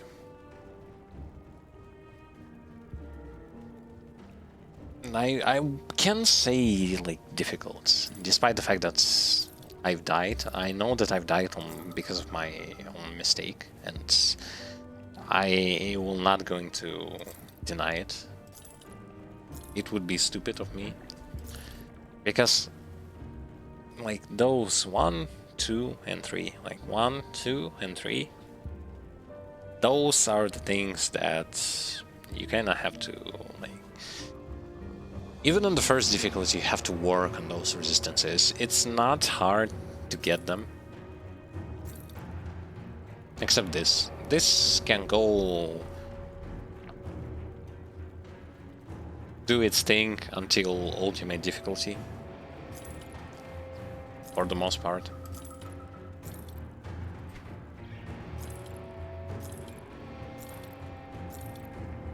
But on other resistances you just have to work on. The idea is in Grim Dawn your overall defensive layer, like your overall defense, it stands on your defensive layer, and resistances is just one of those defensive layer. Another thing is going to be your overall defense stat. Another thing is going to be, of course, your not the armor rating, but defensive ability matters. Your health matters as well as whether or not your character archetype has damage absorption abilities. If your character archetype has any kind of damage absorption, it's easier to survive with that kind of class. If not, you have to pay extra attention to how you are playing, in what situation you are putting yourself into, and so on, because overall it matters.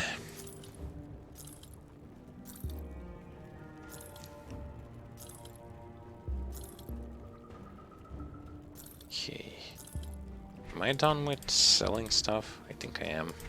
Yes. Well spent. Got something you need stashed? Okay, the rest of this stuff goes into my inventory, and on that note, I'm going to say a few last things before the end of the stream. If you have missed previous parts of this stream, you can watch them on our YouTube channel. Link to the YouTube channel is provided. On our YouTube channel, once again, I'm going to say this, you're going to find a bunch of beginner-friendly content for Grim Dawn, specifically aimed for the beginners, for them to better understand certain mechanics about this game that not too many people have emphasized, and or either ignored them completely, because some people think that certain aspects, they are obvious, but to whom they are obvious? To many people, those aspects that are obvious for someone else are not obvious at all, and those aspects are also, they also have to be like emphasized. Monster totems is one of them, as well as importance of several components, depending on where are you currently in the main campaign, like what areas are you going to go to, or such stuff like bosses' dangerous decks, which is kinda important when you only start to play this game, like it's your fresh start, and you want to know, like just for future, like what kind of stuff does this boss do that I need to be aware of, and what other stuff that he does that I don't really care about. As well as some information about side areas, that whole quest line with hidden path is explained there, as well as information about Crucible that you might find interesting, and bunch of playthroughs, highlights, and other stuff that we are doing for Grim Dawn, as well as for other games as well. links to social medias are also present in case you want to know information firsthand from us. This is a great thing for you to do, and this will going to help you to receive that information firsthand. Last thing is how you can support this channel. You can do this with bits, you can do this with subscription, you can do this with Twitch Prime subscription, and you can do this with Patreon. All of those options are coming with respective rewards, and depending on your choice, you're going to get different rewards. You can get collectibles, you can get discounts, as well as other benefits if you go with Twitch Prime subscription. If you go with regular one, you're going to get yourself emotes and icons, and if you go with Patreon, there will be a lot more options for you to receive as a reward. Like, besides the fact that everyone will also going to receive a much better and improved quality-wise content, and you will also going to receive this content like before others, those who are willing to support us with Patreon, and you're going to receive this like your name will be also mentioned in edited videos, and you will going to see content without any kind of advertisements, and so on and so forth. There are many rewards. If you'd like, you can check them out.